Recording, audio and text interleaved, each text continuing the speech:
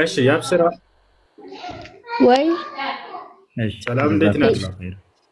እግዚአብሔር ይመስገን ደህና ነኝ። እሺ አንተስ እንዴት ነህ አይባልም? እንዴት ነህ አንተ? እሺ ጥያቄ አለሽ? አዎ ጥያቄ አለኝ። ጥያቄሽ ምንድን ነው? ከጓደኞቼ ጋር ስንጠያየቅ ማለት ነው። እሺ ይሰማል? ይሰማል። አንድ ጥያቄ ትጠየኛለች። እውነት ኢየሱስ ክርስቶስ በመጽሐፍ ቅዱስ ላይ እኔ ጌታ ነኝ የሚል ጥቅስ ካመጣሽልኝ አሁን ኦርቶዶክስ ሆናለሁ ትለኛለች። እንዴት ታየዋለህ ይሄንን? ጥያቄው ስህተት ነው። ጌታ መባል በመጀመሪያ ብርቅ አይደለም። መጽሐፍ ቅዱስ ላይ ጌትነትን ለሁለት ከፍሎ መጽሐፍ ቅዱስ ስለሚያየው አንደኛ መለኮታዊ ጌትነት አለ፣ ሁለተኛ የጸጋ ጌትነት አለ።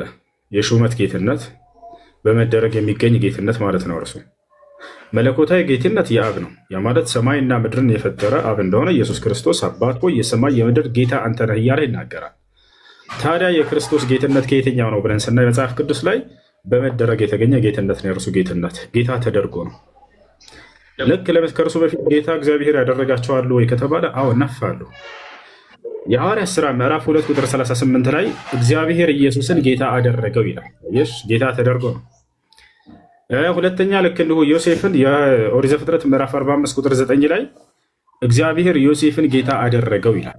እዚህኛው ላይ የእግዚአብሔር ኢየሱስን ጌታ አደረገው ይላል። ስለዚህ በመደረግ የሚገኝ ጌትነት መለኮታዊ ጌትነት አይደለም። ስለዚህ ኢየሱስ ጌታን የተባለበትን አሳየኝና ከዛ በኋላ ይሄ ጥያቄ ይሄ ስህተት ነው። በመጀመሪያ ጌትነት የሚለውን እንዴት ነው መጽሐፍ ቅዱስ የሚገነዘበው ብሎ ማየት ያስፈልጋል። አንደኛ መለኮታዊ ጌትነት አለ፣ ሁለተኛ በመደረግ የሚገኝ የጌትነት አይነት የክርስቶስ በመደረግ የተገኘ ጌትነት ነው እና የስልጣን የሹመት ጌትነት ይህን ስልጣኑን ደግሞ ያስረክባል። በጣም የሚገርም ያስረክባል፣ ይመልሳል። ምክንያቱም ተደርጎ ነው የሆነ ጊዜ ላይ፣ ከዛ በኋላ ያንን የሚመልስበትም ጊዜ አለ። መለኮታዊ ጌትነት ደግሞ የሚሰጥ የሚደረግ አይደለም፣ ባህሪ ነው፣ ከአምላክ ባህሪ ነው። አምላክ አላህ ለምሳሌ ሲናገር ረቡ ሰማዋት ወልአርድ ይላል። የሰማይ የምድር ጌታ እኔ ነኝ ይላል። እነርሱን ያስገኛል። ስለዚህ መለኮታዊ ጌትነት የእርሱ ነው። ኢየሱስ ክርስቶስም እንዲሁ ሲናገር የአብን ጌትነት አብ ጌታ ተደረገ የሚል አታገኝም። ኢየሱስ ግን ጌታ ተደረገ የሚል ቃል በቃል ታገኛለች። የአብ ጌትነት በመደረግ የተገኘ አይደለም፣ መለኮታዊ ጌትነት ነው ማለት ነው። የኢየሱስ ክርስቶስ ግን በመደረግ የተገኘ ጌትነት እስከሆነ ድረስ መለኮታዊ ጌትነት አይደለም። ይሄ ነው።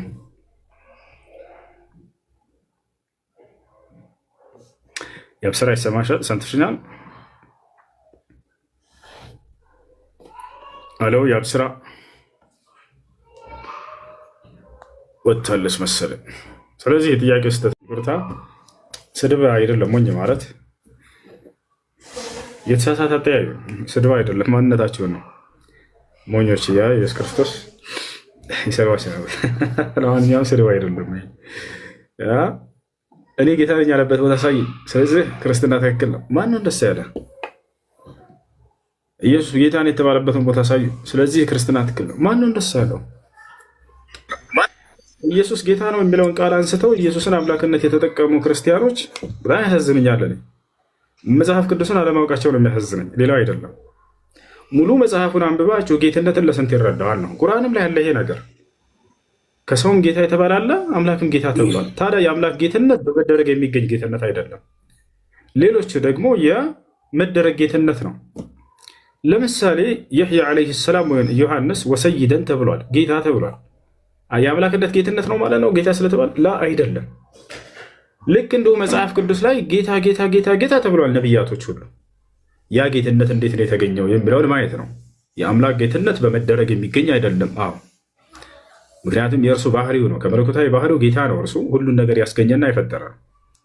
የክርስቶስ ጌትነትን ሂደን ስናይ ግን በመደረግ የተገኘ ጌትነት እንደሆነ ቁልጭ ብሎ ተቀምጧል መጽሐፍ ቅዱስ ላይ። ያብስራ ይሄ ነው።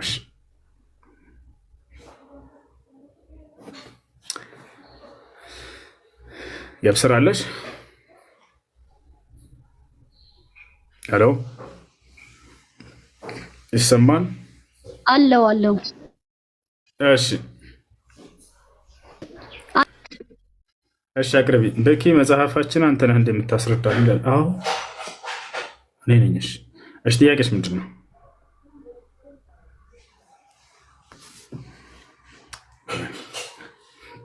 እሺ ቤኪ ማነሽ መግባት ትችላለህ። ቤኪ የአብስራ ጥያቄ ካለሽ ቀጥይ። ሄሎ አይሰማም? ይሰማል። ቀጥይ። ሰምተሃል? አልሰማሽም? ይኸው ኔት ሆኖሻል። እንደገና ጠይቂ። ይሄ ምን ማለት ነው? ምን ማለት እስኪ ንገሪኝ። ከወጣሽ ያቋርጠዋል። ድምፅሽን ልስማ። ንገሪኝ።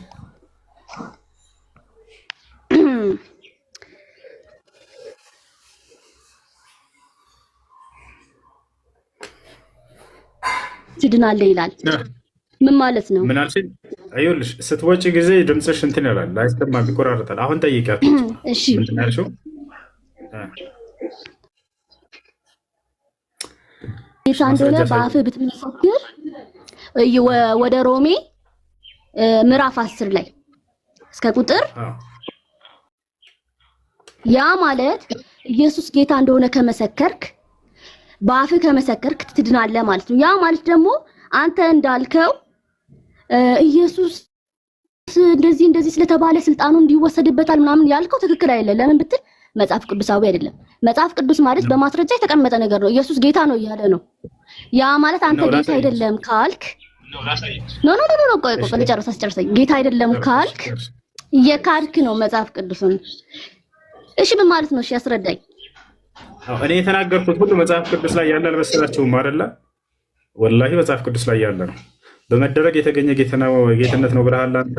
እኔ ከራሴ አይደለም ላሳይሽ ነው። ጌታ እንዳደረገው ስልጣኑን ያስረክባል ይመልሳል ያልከው አንተ ስህተት ነው። መጽሐፍ ቅዱስ ነው የሚያለው። እኔ ላሳይሽ ነው። አንዴ ይሄ አድርጉት። እኔ ከራሴ አንዳች አልናገርም፣ እንዳነበብኩ እናገራለሁ። ንግግሬም ቅን ነው፣ በማስረጃ እንጂ አለማስረጃ አልናገርምና አሁን መጽሐፉ ላይ ላሳያችሁ ማስረጃ። ኢየሱስ ክርስቶስ ጌትነቱ በመደረግ የተገኘ ጌትነት ነው። ሁለተኛ ይሄን ስልጣኑን ያስረክባል ይመልሳል። መጨረሻ ላይ ላሳያችሁ። የሐዋርያት ሥራ ምዕራፍ 2 ቁጥር 38 ያብስራ ነይ ያብስራ አለሽ አለ የሰማው ይታይሻል መጽሐፍ ቅዱስ ላይ የሐዋርያት ሥራ ምዕራፍ 2 ቁጥር 38 ጴጥሮስም ንስሐ ግቡ ይቅርታ የተጓነው ቁጥር 36 ይቅርታ ቁጥር 36 ያው ምን አለ? እንግዲህ ይህን እናንተ የሰቀላችሁትን ኢየሱስን እግዚአብሔር ጌታም ክርስቶስም እንዳደረገው የእስራኤል ወገን ሁሉ በእርግጥ ይወቅ ይላል። ያው እግዚአብሔር ኢየሱስን ጌታም ክርስቶስም አደረገው ይለናል መጽሐፉ። ስለዚህ ክርስቶስነትንም ጌትነትንም ተሰጥቶ ነው እንዳለ። እነዚህ ሁሉ ሹመቶች ናቸው፣ የጸጋ ናቸው። ስለዚህ ተደርጎ ነው። አየሽ ያብስራ። ይሄን ደግሞ ስልጣኑን እንደሚያስረክብ ላሳየች። ስልጣኑን ደግሞ ያስረክብ። አንደኛ ቆሮንቶስ ምዕራፍ 15 ቁጥር 28 ላይ ተመልከች ምን እንደሚል። ምን ይላል? ቁጥር 24 ላይ ተመልከችው። በኋላም መጨረሻው ዘመን ላይ ማለት ነው፣ መንግስቱን ለእግዚአብሔር ለአባቱ አሳልፎ በሰጠ ጊዜ አለቅነትንም ሁሉ እና ስልጣንን ሁሉ ኃይልንም በሻረ ጊዜ ፍጻሜ ይሆናል። አሳልፎ ይሰጣል፣ ይመልሳል። ያ አለቅነቱን፣ ስልጣኑን፣ ጌትነቱን ሁሉን እንዳለ ይመልሳል። ምክንያቱም በመደረግ የተገኘ በስጦታ የተገኘ የሆነ ጌትነት ነው፣ አለቅነት ነው። የዛኔ ለአባቱ ማን የሰጠው? ሁሉን አባቱ ነው የሰጠው አብ። ስለዚህ ይህ አምላኩ ማለት ነው። አባቱ ማለት አምላክ እያለ ይጠራዋል ራሱ ኢየሱስ ክርስቶስ። ዮሐንስ ወንጌል ምዕራፍ 20 ቁጥር 17 ላይ ወደ አባቴ ወደ አባታችሁ፣ ወደ አምላኬ ወደ አምላካችሁ አድርጋለሁ ብሎ አባቱ እንደሆነ ተናግሯል። ስለዚህ ያንን አሳልፎ ይሰጣል። አለቅነቱንም ስልጣኑንም ጌትነቱንም ሁሉንም እንደገና ይመልሳል። እሺ ይህን ይመስላል።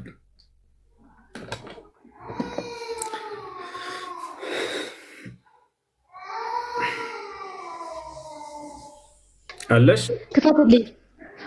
የማቴዎስ ወንጌል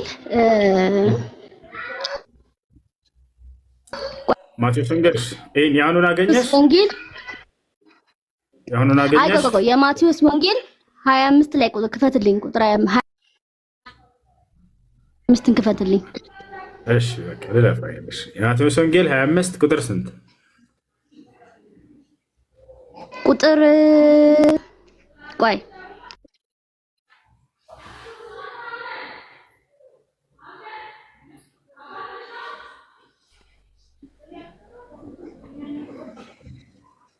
ክፈትና አንዴ አንብብልኝ። ክፈትና አንብብልኝ ቁጥር 31።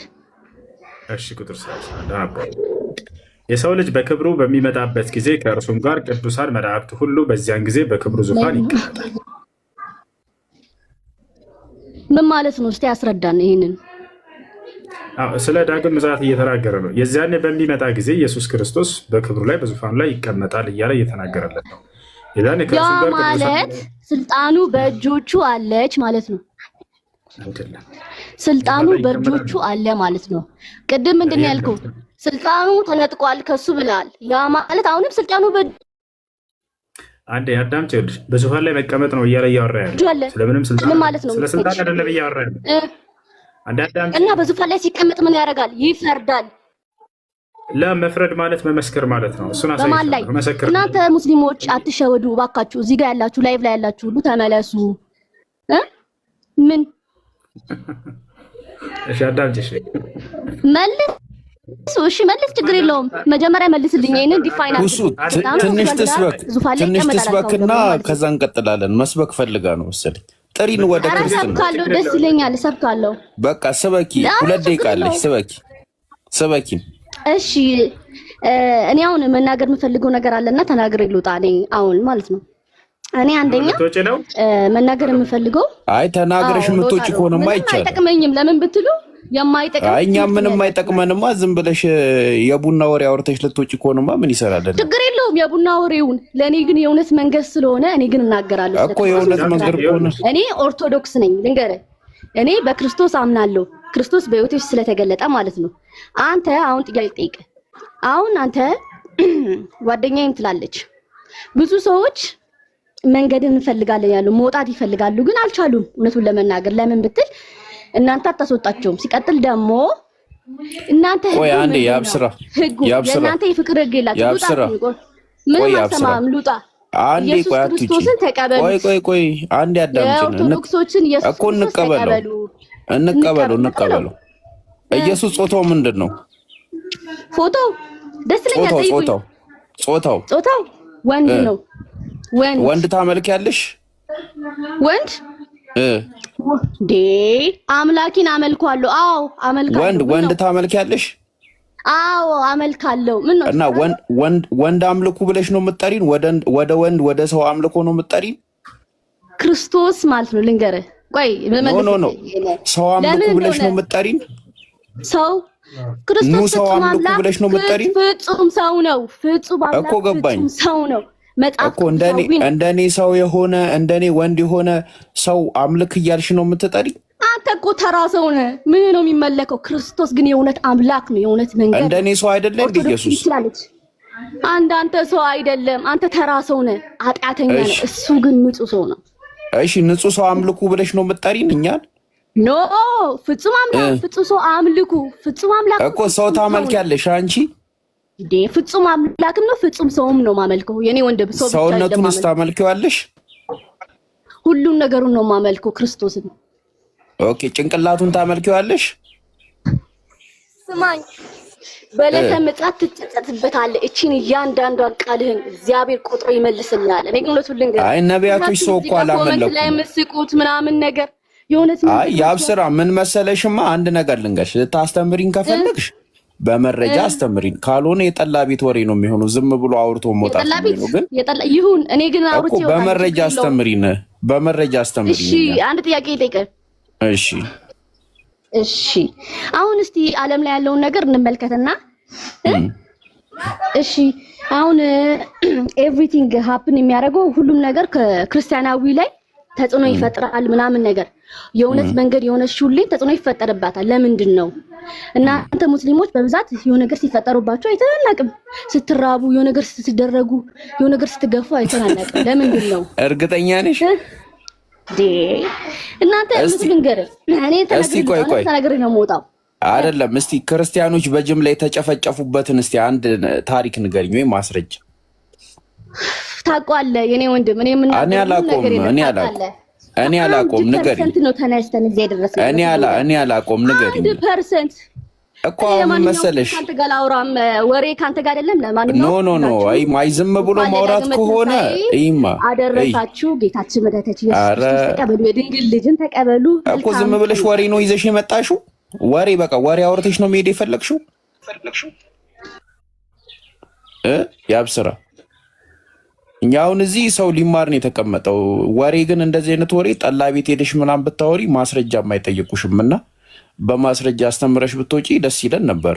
ሁሱ ራሱ ከወንጌል እጦት የተነሳ አይኑ ራሱ ሙጭሙጭ ብሏል አይሿ እና ብታስተምሪው ደስ ይለን ነበር። ግን ወሬ ደግሞ ይሄን አይቀርፍልንም እና ቀጥሉ። ሁሱ በቃ ወሬ ነው ያላት ልጅቷ።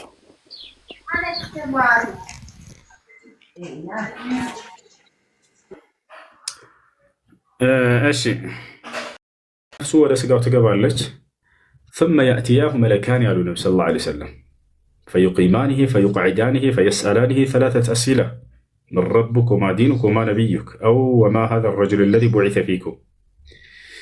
ከዚያም በኋላ መላእክቶች ሁለት መላእክቶች አሉ፣ ነኪር እና ሙንከር ይባላሉ። እነዚህ መላእክቶች መጥተው ወደ ሰውየው ወደ ቀብሩ ያስነሱታል አሉ ነብዩ ሰለላሁ ዐለይሂ ወሰለም። ተኝቷል ሰውየው። ልክ ነፍሱ ከገባች በኋላ እዛው ተኝቶ ነው የሚቀረው። ኡስታዝ አንዴ ልጨርስ። ተኝቷል። ከዚያ ነብዩ ሰለላሁ ዐለይሂ ወሰለም ምን አሉ? ፈያእቲያኒ ያሉ መላእክቶችም ሁለቱ መላእክቶች ይመጣሉ። ፈዩቂማኒ ያሉ ያስነሱታል ከተኛበት። ፈዩቅዒዳኒሂ ያስቀምጡታል። ፈየስአላኒሂ ሰላሰት አስኢላ ሶስት ጥያቄዎችንም ይጠይቃል የቀብር ሰው አሉ። አማኝም ከሃዲው የማይጠይቅ አለ ወይ? አዎ የማይጠይቅ አለ። አንደኛ ማን? ነቢያቶች አይጠይቁ። ነቢያቶች አይጠይቁ ገፍ ጥያቄ። ሁለተኛ ለአቅመ አዳም ለአቅመ ሔዋን ያልደረሱ ህፃናቶች። ሶስተኛ የአእምሮ ህመምተኞች ምናምን እንደዚህ። አራተኛ አህለል ፈትራ የፈትራ ሰዎች በነቢይና በነቢይ መካከል ያለ የትኛውን ያለፈውንም የሚቀጥለውን ነቢይ አላገኘም ሁጃ ያልደረሰው። ምክንያቱም እነዚህን ጥያቄ የሚጠይቀው ሁጃው ደርሶት ማስረጃ ደርሶት የነቢያት ትምህርት ደርሶት ለአቅመ አዳም ለአቅመ ሔዋን ደርሶ እነዚያን የተቀበለው ወይም የሚያስተባበለ ነው የሚጠይቀው። አሁን የገለጽኩላቸው ደግሞ ከነዚህ አይደሉም። እንዲሁም ደግሞ ነቢያቶች ከዚያ የሚካተቱ አይደሉም። ነቢያቶች በዚያ በቃ የታለፉ ናቸው። እሺ ስለዚህ ጥያቄው ምንድን ነው? መረቡክ የሚል ጥያቄ ነው። የመጀመሪያው ጥያቄ የቀብር ሰው የሚጠይቀው ጌታ ማን ነው ይሉታል። እነዚህ መላእክቶች መጥተው አማኝ ከሆነ እነዚህን እንዲመልስ ጽናት ይሰጣል። አላህ ጽናትን ባይሰጠው ኑሮ መላእክቶችን ለማየት ራሱ የሰው ልጅ በጣም ይከብደዋል። በጣም መላእክቶች ከምናስበው በላይ ናቸው። በጣም ግዙፎች ናቸው። በጣም የኃይል ባለቤቶች ናቸው። እንዳጠቃላይ መረቡክ ብለው ይጠይቁታል። ጌታ ማን ነው ይሉታል። አማኝ ከሆነ በትክክል እንደሚመልስ ተነግሯል። ረቢ አላህ ይላል። ጌታዬ አላህ ነው ብሎ ይመሰክራል።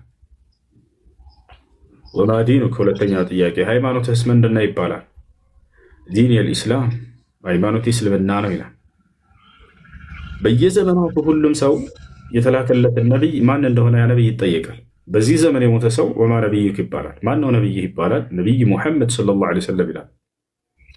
ወይም ደግሞ ወማ ሀዛ ረጁል ለዚ ቡዒሰ ፊኩም ይህ ወደ አንተ የተላከለህ ነቢይ ማን ነው ተብሎ ይጠየቃል። ወሙሐመድ ብን ዓብድላህ ረሱል ሙሐመድ ናቸው የአላህ መልእክተኛ ነቢ ሰለላሁ ዐለይሂ ወሰለም ይመልሳል። በዒሳ ዘመን የሞተ ከሆነ ዒሳ ነው ነቢይ ይላል። በሙሳ ዘመን የሞተ ከሆነ ሙሳ ነው ነቢይ ይላል። በኢብራሂም ዘመን የሞተ ከሆነ ኢብራሂም ነው ነቢይ ብሎ ይመልሳል። ሶስቱም ጥያቄ ጠይቆ ከመለሰ በኋላ ከይፈ ዓረፍተ ዛሊክ ይሉታል። አው ቢማ ዓረፍተ ዛሊክ ይህንን እንዴት ልታውቅ ቻልክ ይሉታል መላእክቶቹ። ከዚያ ምን ይላል? ቀረእቱ ኪታብ አላህ ፈአመንቱ ብሂ ወሰደቅቱ ብሂ ብሎ ይመልሳል። አላህ በዚህ በላከልኝ ነቢይ በኩል ያን የላከውን መጽሐፍ አነበብኩኝ፣ ከዚያም እርሱንም አነበብኩ ወይንም ሰማሁኝ፣ እርሱንም አመንኩበት፣ እውን አልኩኝ እርሱን። በዚያ ነው ይህንን ልመለስ የቻልኩት ይላል። አላህ ስብሓነሁ ወተዓላ ታዲያ ውጤቱን ወዳው ይነግራቸዋል። ሰደቀ ዓብዲ ይላል፣ እነሆ ባሪያዬ በትክክል መልሷል ይላል። ወፍሩሹ ለሁ ፍራሸን ሚነል ጀና ወአልቢሱሁ ሊባሰን ሚነል ጀና ወፍተሑ ለሁ ባበን ኢለል ጀና ወወሲዑ ለሁ ቀብረሁ ፈዩወሰዑ ለሁ ቀብሩሁ ማ መደል በሰር። ነቢያችን ሰለላሁ ዐለይሂ ወሰለም ከዚያ ቀጥለው ሲናገሩ ምን አሉ? አላህም እንዲህ ይላል፣ እነሆ ባሪያዬ በትክክል መልሱን መልሷል። እነሆ ለባሪያዬ ከገነት ምንጣፍን አንጥፉለት ይላል። የገነትንም ልብስ አልብሱት፣ ቀብሩንም አስፉለት፣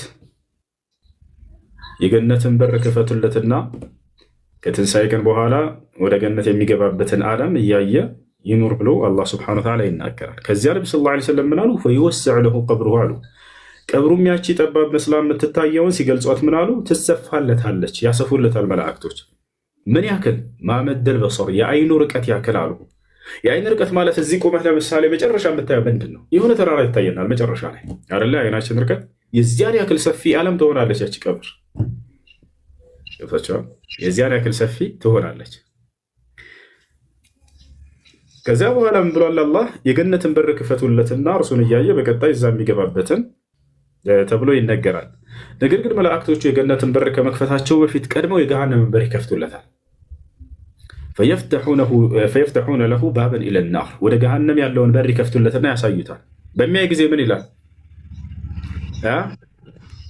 መላእክቶቹ ምን ይሉታል?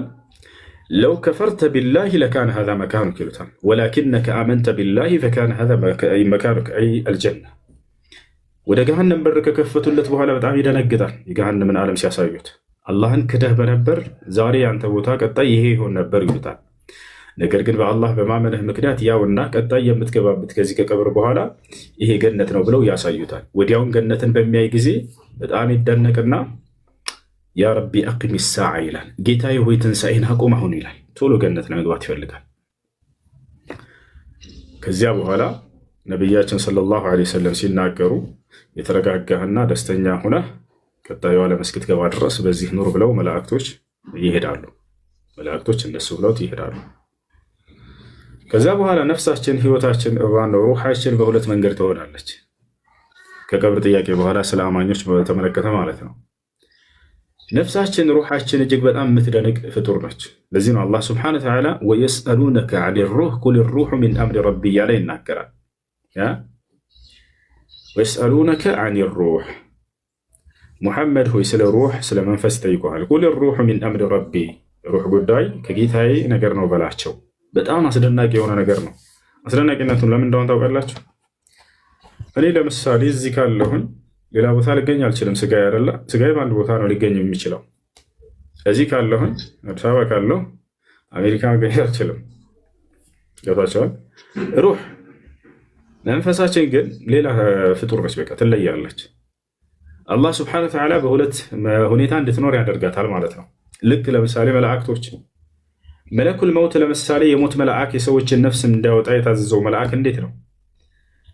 የዓለምን ሰው ነፍስ ሩህ የሚያወጣው እርሱ ነው። አንድ መልአክ ነው አይደለ? ነገር ግን ይህ መልአክ በዓለም ላይ ለምሳሌ 100 ሰዎች በተመሳሳይ ሰዓት ቢሞቱ ሁሉም ቦታ የመገኘት አቅም አለው። አላህ ሱብሓነሁ ወተዓላ ሰጥቶታል። አይ እንደ ኢትዮጵያ ያለውን የሞተውን ላውጣና ነፍሱን ከዛ በኋላ እንደገና አሜሪካ ሄዳለሁኝ አይልም። በዛው በተመሳሳይ ሰዓት የሆኑትን በተመሳሳይ ሰዓት በሁሉም ቦታ ተገኝቶ ያወጣቸው። እንዴት ነው? ይህ ከይብራችሁ በላይ ነው። ከዛሊከ ሩህ ልክ እንዲሁ ነፍሳችን በሁለት መንገድ እንድትሆን አላህ ስብሐነሁ ወተዓላ ወስኖላታል። በምድራዊ ህይወትም በቀጣይ በዛኔ በቀብር ህይወትም። በምድራዊ ህይወታችን መቼ ከተባለ ለምሳሌ በምድራዊ ህይወታችን ላይ እንቅልፋችንን በምንተኛ ጊዜ ነፍሳችን በግማሽ ፓርት እንድትወጣ ያደርጋል አላህ። በግማሽ ፓርት ደግሞ ሰውነታችን ውስጥ አለች። አልሞተም ያ ሰው እያለ፣ ነገር ግን ከላይ ለሚያዩ ሰው ልክ እንደ ሞት አይነት ሰው ነው። ፊቱ የፈለገ ነገር ብታደርግ አያይህም አይደል? የተኛ ሰው ነፍሱ በግማሽ በኩል ወጥታ ሄዳለች። አላህ ሱብሓነሁ ወተዓላ ይህን በቁርአን ላይ ይተርክልናል፣ ይነግረናል። ሱረቱ ዙመር ላይ ይናገራል።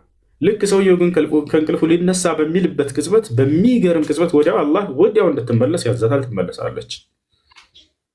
አላሁ የተወፈል አንፉሰ ሒነ መውቲሃ ይላል አላህ። ወለቲ ለም ተሙት ፊ መናሚሃ ፈዩምሲኩ ለቲ ቀዳ ዐለይሃ ልመውት ወዩርሲሉ ልኡኽራ ኢላ አጀሊን ሙሰማ እያለ ይናገራል።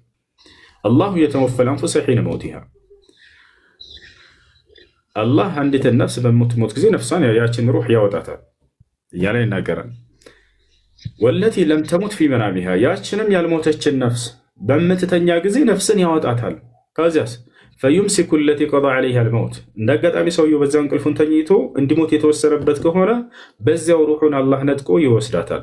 ወዩርሲሉ ልኡኽራ ኢላ አጀሊን ሙሰማ፣ እንድትሞት ያልተወሰነባት ነፍስ ከሆነች ደግሞ ገና ጊዜዋ ያላለቀ ከሆነች ጊዜ ያላት ከሆነች ያችን ነፍስ ወዲያው ወደ ሰውነቱ ይመልሳታል፣ ይልካታል።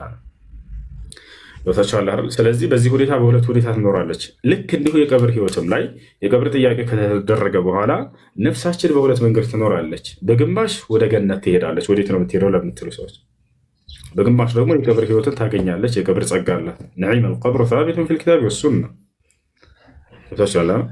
ያ ነው። ስለዚህ ነቢ ሰለላሁ ዐለይሂ ወሰለም ሐዲስ ላይ አርዋሑል ሙእሚኒነ ፊል ጀና ብለው ተናገሩ። የሙስሊሞች ነፍስ በገነት ትሆናለች ብለው ተናግረዋል። እስከ መቼ ድረስ? እስከ ትንሣኤ ቀን ድረስ። ልክ የትንሣኤ ቀን ሲደርስ ጊዜ አላህ ስብሐነሁ ወተዓላ ሊያስነሳ ሲፈልግ ጊዜ ከቀብር ሰዎችን ያችን ሩህ ወደ ስጋሽ ተመለሽ ብሎ ያዛታል። ሙሉ በሙሉ የዛኔ ወደ ስጋችን ትመለሳለች። ከዚያም ሰዎች ከቀብራቸው ይነሳሉ ማለት ነው። ከቀብር ስትነሱ ጊዜ እንዴት ነው? ልክ ሰውየው እንቅልፉን ተኝቶ የሚነሳ ጊዜ አቧራህን እያራገፍክ ትነሳለህ አይደል? ይነሳሉ ሰዎች። ሌላ ዓለም ላይ ነው የምትነሳው። አሁን ዛሬ የምታያት ዓለም አይደለችም። ሌላ ዓለምን አላህ ይፈጥራል። ያ ማለት አርዱን በይዳ ነቢ ሰለላሁ ዐለይሂ ወሰለም ነጭ ምድር፣ ሌላ ምድር ይፈጥራል አላህ አሉ። አላህ በቁርአን ላይ ቃል በቃል ተናግሯል። ኃጢአት ያልተሰራባት ሌላ ንጹህ ምድር ያስፈልጋልና አላህ ሌላን ዓለም ይፈጥራል። የውመ ቱበደሉ ልአርዱ ገይረ ልአርዱ ወሰማዋት አለ። ከዚች ከምድር ሌላን ምድር በምቀይር ጊዜ ሰማያትንም በምቀይር ጊዜ አለ። እነዚህ ማየትን ሳይቀን ይፈራርሳሉ ሁላቸው። ነገር ግን አላህ ስብሐነሁ ወተዓላ እነዚያን ሰዎች ከቀብራቸው እንዲነሱ ያደርጋቸዋል።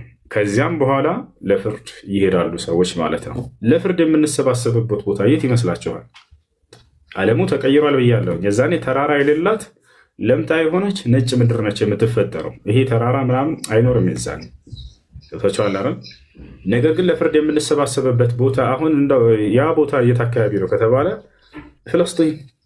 ፍልስጤን፣ ኢየሩሳሌም ነቢያቶች ሁሉ ሲላኩበት የነበረው ያ ታላቅ የተቀደሰ ቦታ አላህ የተቀደሰ ቦታ ብሎ በቁርአን ላይ እንደጠራው እስራኤላውያን ነቢያቶች በጣም መስዋዕት ከፍለዋል። ታውቃላችሁ፣ በአይሁድ በጣም ተገለዋል፣ ተገርፈዋል፣ ብዙ ሆነዋል፣ ተሳደዋል። ይሏቸዋል። አላህ ስብሐነሁ ወተዓላ በዚያ ቦታ ላይ አድርጎታል፣ የፍርድ እንትን የሚሰጥበትን ማለት ነው። እና በዚያ ቦታ ላይ ሰዎች ይሰባሰባሉ፣ ለፍርድም ይቆማሉ ማለት ነው። ይህን ይመስላል። ይህ ስለ አማኝ ሰው አሟሟት ይህን ይመስላል። ከዛ ከፍርድ ቀን በኋላ ወደ ጀነት ይገባሉ ሰዎች። አሁን ስለ ከሃዲ ሰው አሟሟት እንቀጥል። አንድ አላህን የካደ ሰው ሊሞት በሚል ጊዜ እንዴት ነው የሚሆነው አሟሟቱ የሚለውን አላህ በቁርአን ላይ ነብዩ ሰለላሁ ዐለይሂ ወሰለም ሐዲስ ላይ ገልጸውታል። الذين تتوفاهم الملائكة الظالم أنفسهم እነዚያ ነፍሳቸውን የበደሉ ሰዎች በክህደት መላእክቶች በሚገድሏቸው ጊዜ ምን እንደሚሆን አላህ ሱብሓነሁ ወተዓላ ሲናገር ነብዩ ሰለላሁ ዐለይሂ ወሰለም ሲናገሩ ገና መላእክቶቹ መለኩል መውትና ከእርሱ ጋር ያሉት አጋዥ መላእክቶች እንደመጡ እጅግ በጣም በሚያስፈራራና በሚዘገንን ገጽታ ይመጣሉ። ይወጣቸዋል። ልክ መተው ሲያያቸው ጊዜ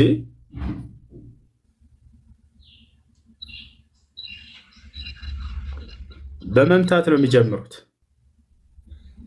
ወለው ተራ ኢዝ የተወፈ አለዚነ ከፈሩ አልመላኢካ የድሪቡነ ውጁሀሁም ወአድባረሁም ይላል። ሙሐመድ ሆይ እነዚያን ከሃዲያኖች ሰዎች በምድር ላይ የካዱኝን ሰዎች መላእክቶች ነፍሳቸውን ለማውጣት በሚመጡ ጊዜ የድሪቡነ ውጁሀሁም ወአድባረሁም ፊታቸውንና ጀርባቸውን እንዴት እንደሚቀጠቅጧቸው ብታይ እያለ ይናገራል አላህ በቁርአን ላይ። ምን እያሉ ነው የሚመቷቸው? አኽሪጁ አንፉሰኩም ልየውም ዛሬ በራሳችሁ ነፍሳችሁን አውጡ ተብለው ይገደዳሉ። አይችሉም። አልየውመ ቱጅዘውነ ዐዛበ ልሁኒ ቢማ ኩንቱም ተቁሉነ ዐላ ላሂ ገይረ ልሐቅ ወኩንቱም ዐን አያቲሂ ተስተክቢሩን ይሏቸዋል። እነሆ ዛሬ በአላህ ላይ እውነት ያልሆነን ውሸት ስትቀጥፉ በነበራችሁበት ምክንያትና እርሱ በነቢዩ ሙሐመድ ሰለላሁ ዐለይሂ ወሰለም ላይ ያወረደውን አናቅጽ ቁርአን ባለመቀበላችሁና ባለመከታተላችሁ ምክንያት አድካሚና ሳማሚ የሆነን ቅጣት ትቀጣላችሁ፣ ትመነዳላችሁ ይሏቸዋል። አንደኛ በአምላክ ላይ ሲቀጥፉ በመቆየታቸው፣ ሁለተኛ አምላክ በነቢይ በኩል ያወረደውን ሕግና ስርዓት ባለመከተላቸው ምክንያት። አልየውመ ቱጅዘውነ ዐዛበ ልሁን ቢማ ኩንቱም ተቁሉነ ዐላ ላሂ ገይረ ልሐቅ ወኩንቱም ዐን አያቲሂ ተስተክቢሩን ነፍሳችሁን አውጡ ተብለው መላእክቶች ይደበድቧቸዋል። የአንድ የመላእክን ምት ነቢ ሰለላሁ ዐለይሂ ወሰለም ሲገልጹት ምን እንዳሉ ታውቃላችሁ? አንድ የመላእክት የሚመታቸው ምት ከሃዲያኖችን የምድር ተራራ አንድ ቢመታ በዚያ በመላእክ ኃይል የምድርን ተራራ አመድ ባደረገው ነበር አሉ። ክስም ሜዳ ያደርገዋል። መላእክቶች በጣም ኃይል ያላቸው በጣም ግዙፍ ናቸው። አንደኛ ኃይል ያለው መልአክ ነው ከሶስቱ ፍጥረታት። ቀጥሎ ጅኖች ይቀጥላሉ፣ ቀጥሎ ሰዎች ይቀጥላሉ። የሰው ልጅ በጣም ደካማ ፍጡር ናቸው። ታቸዋል። ለዚህም ነው እነሱ እንዳያይ የተደረገው። ቢያያቸው አብሮ በዚች በምድር ላይ ሊኖር አይችልም። የሰው ልጅ ከአቅሙ በላይ ነው የመልአክ ኃይል። ነቢያቶችን አምላክ አላህ ሱብሓነሁ ወተዓላ ኃይል ስለሰጣቸው አንደኛ እሱ ነው። ሁለተኛ በሰው ማንነት ሲገለጡ ችግር የለውም፣ የዛኔ ሰዎችም ያቸዋል። የነቢ ሰለላሁ ዐለይሂ ወሰለም ሰሓቦች መላእክቶችን ያዩ ነበር። ነገር ግን በሰው ማንነት ሲገለጡ ጊዜ፣ በመላእክ ማንነታቸው ሲገለጡ ግን ነቢያቶችን ራሱ አላህ ሱብሓነሁ ወተዓላ የመቆጣጠር ኃይልን ስለሚሰጣቸው እንጂ ከሰው ልጅ አይምሮ በላይ ናቸው። አንድ መልአኩ ጅብሪል ዐለይሂ ሰላም ኃይላቸው እንዴት እንደሆነ አፈጣጠራቸው እስኪ ነቢ ሰለላሁ ዐለይሂ ወሰለም ከገለጻቸው መካከል ረአይቱ ጅብሪል ወለሁ 600 ጀናሕ አሉ። ጅብሪልን አየሁት አሉ። ለእርሱም 600 ክንፎች አሉት አሉ። ጅብሪል ወይም ገብርኤል ስንት ክንፎች አሉት? ክንፋማ ናቸው መላእክቶች። ዝቅተኛ 2 ክንፍ አለው አንድ መልአክ፣ ከፍተኛ 600 ክንፍ አላቸው። 600 ክንፍ ያለውን መልአክ ሲገልጹት መልአኩ ገብርኤልን ጅብሪል ዐለይሂ ሰላም 600 ክንፍ አለው። ረአይቱሁ ጃሊሰን ዐላ ኩርሲይን በይነ ሰማኢ ወልአርድ ወቀድ ሰደል ኡፉቅ አሉ። በሰማይና በምድር መካከል አየሁት በዙፋኑ ላይ ተቀምጦ ገብርኤልን አሉ። እርሱም የሰማይን አጽራፍ ሞልቶታል ሳይ ጊዜ አሉ። ቀጥ ሲሉ በቃ የሰማይ ቀዳዳ አይታይም። ይቺ ዓለም አትበቃው ነው ባቸው። ይህን ዓለም የመሙላት የሆነ እንትን ያለው እንትን አላቸው፣ አፈጣጠር አላቸው። መልአኩ ጅብሪል ዐለይሂ ሰላም ይሄ ነው።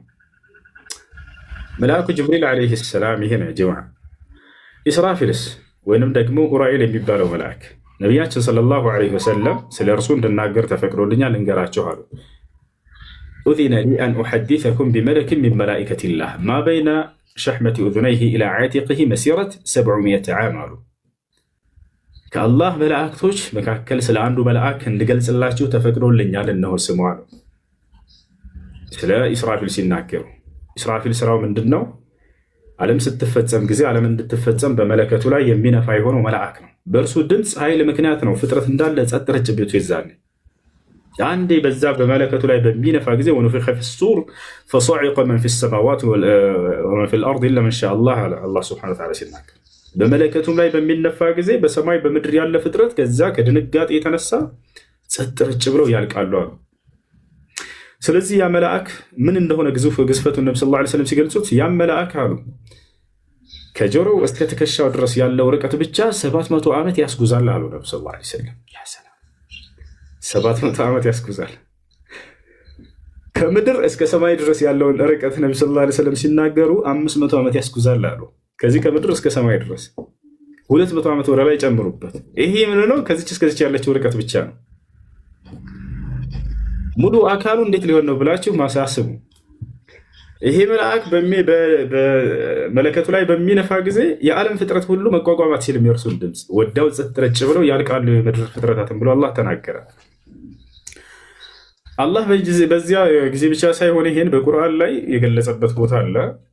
ከከሃዲያኖች መካከል ካለፉት ትውልዶች ሷሊህ የሚባል ነቢይ አለ። እርሱ የተላከላቸው የሰሙድ ነገዶች አሉ።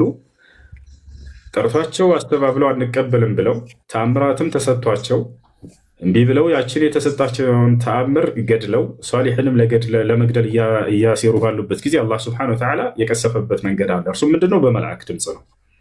አላህ እንዴት እንደቀሰፋቸው ሲናገር ኢና አርሰልና ዐለይሂም ሶይሐተን ዋሂዳ አለ። እኔ የአንድ የመልአክ ድምፅ ብቻ ላኩባቸው። ፈካኑ ከሐሺሚል ሙህተዚር።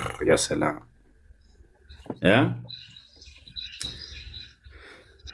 አዝመራው እንደታጨደ የሆነ አዝመራ ያለርለ ልክ እርሻ ሄዳችሁ ኃይለኛ በረዶ ቀጥቅጦት አዝመራችሁን ያማረ የሸተ የሆነው እንዳለ እርግፍግፍ አድርጎት ባዶ ዱቄት አድርጎት አይታቸዋል። ልክ እንደዛ ሆኖ እያለ ይገልጻቸዋል። አንድ የመልአክ ድምፅ ነው የላከባቸው። ፈአስበሑ ፊ ዲያሪሂም ጃሲሚን ይላል። ሌላ ቦታ ላይ በሀገሮቻቸውም ላይ የተንበረከኩ ሆነው ጸጥ ረጭ ብለው በቃ አለቁ እያለ ይናገራል። እና ይህ ነው እና ስለዚህ እነዚህ መላእክቶች በጣም ግዙፎች ናቸው፣ በጣም ሀያል ናቸው።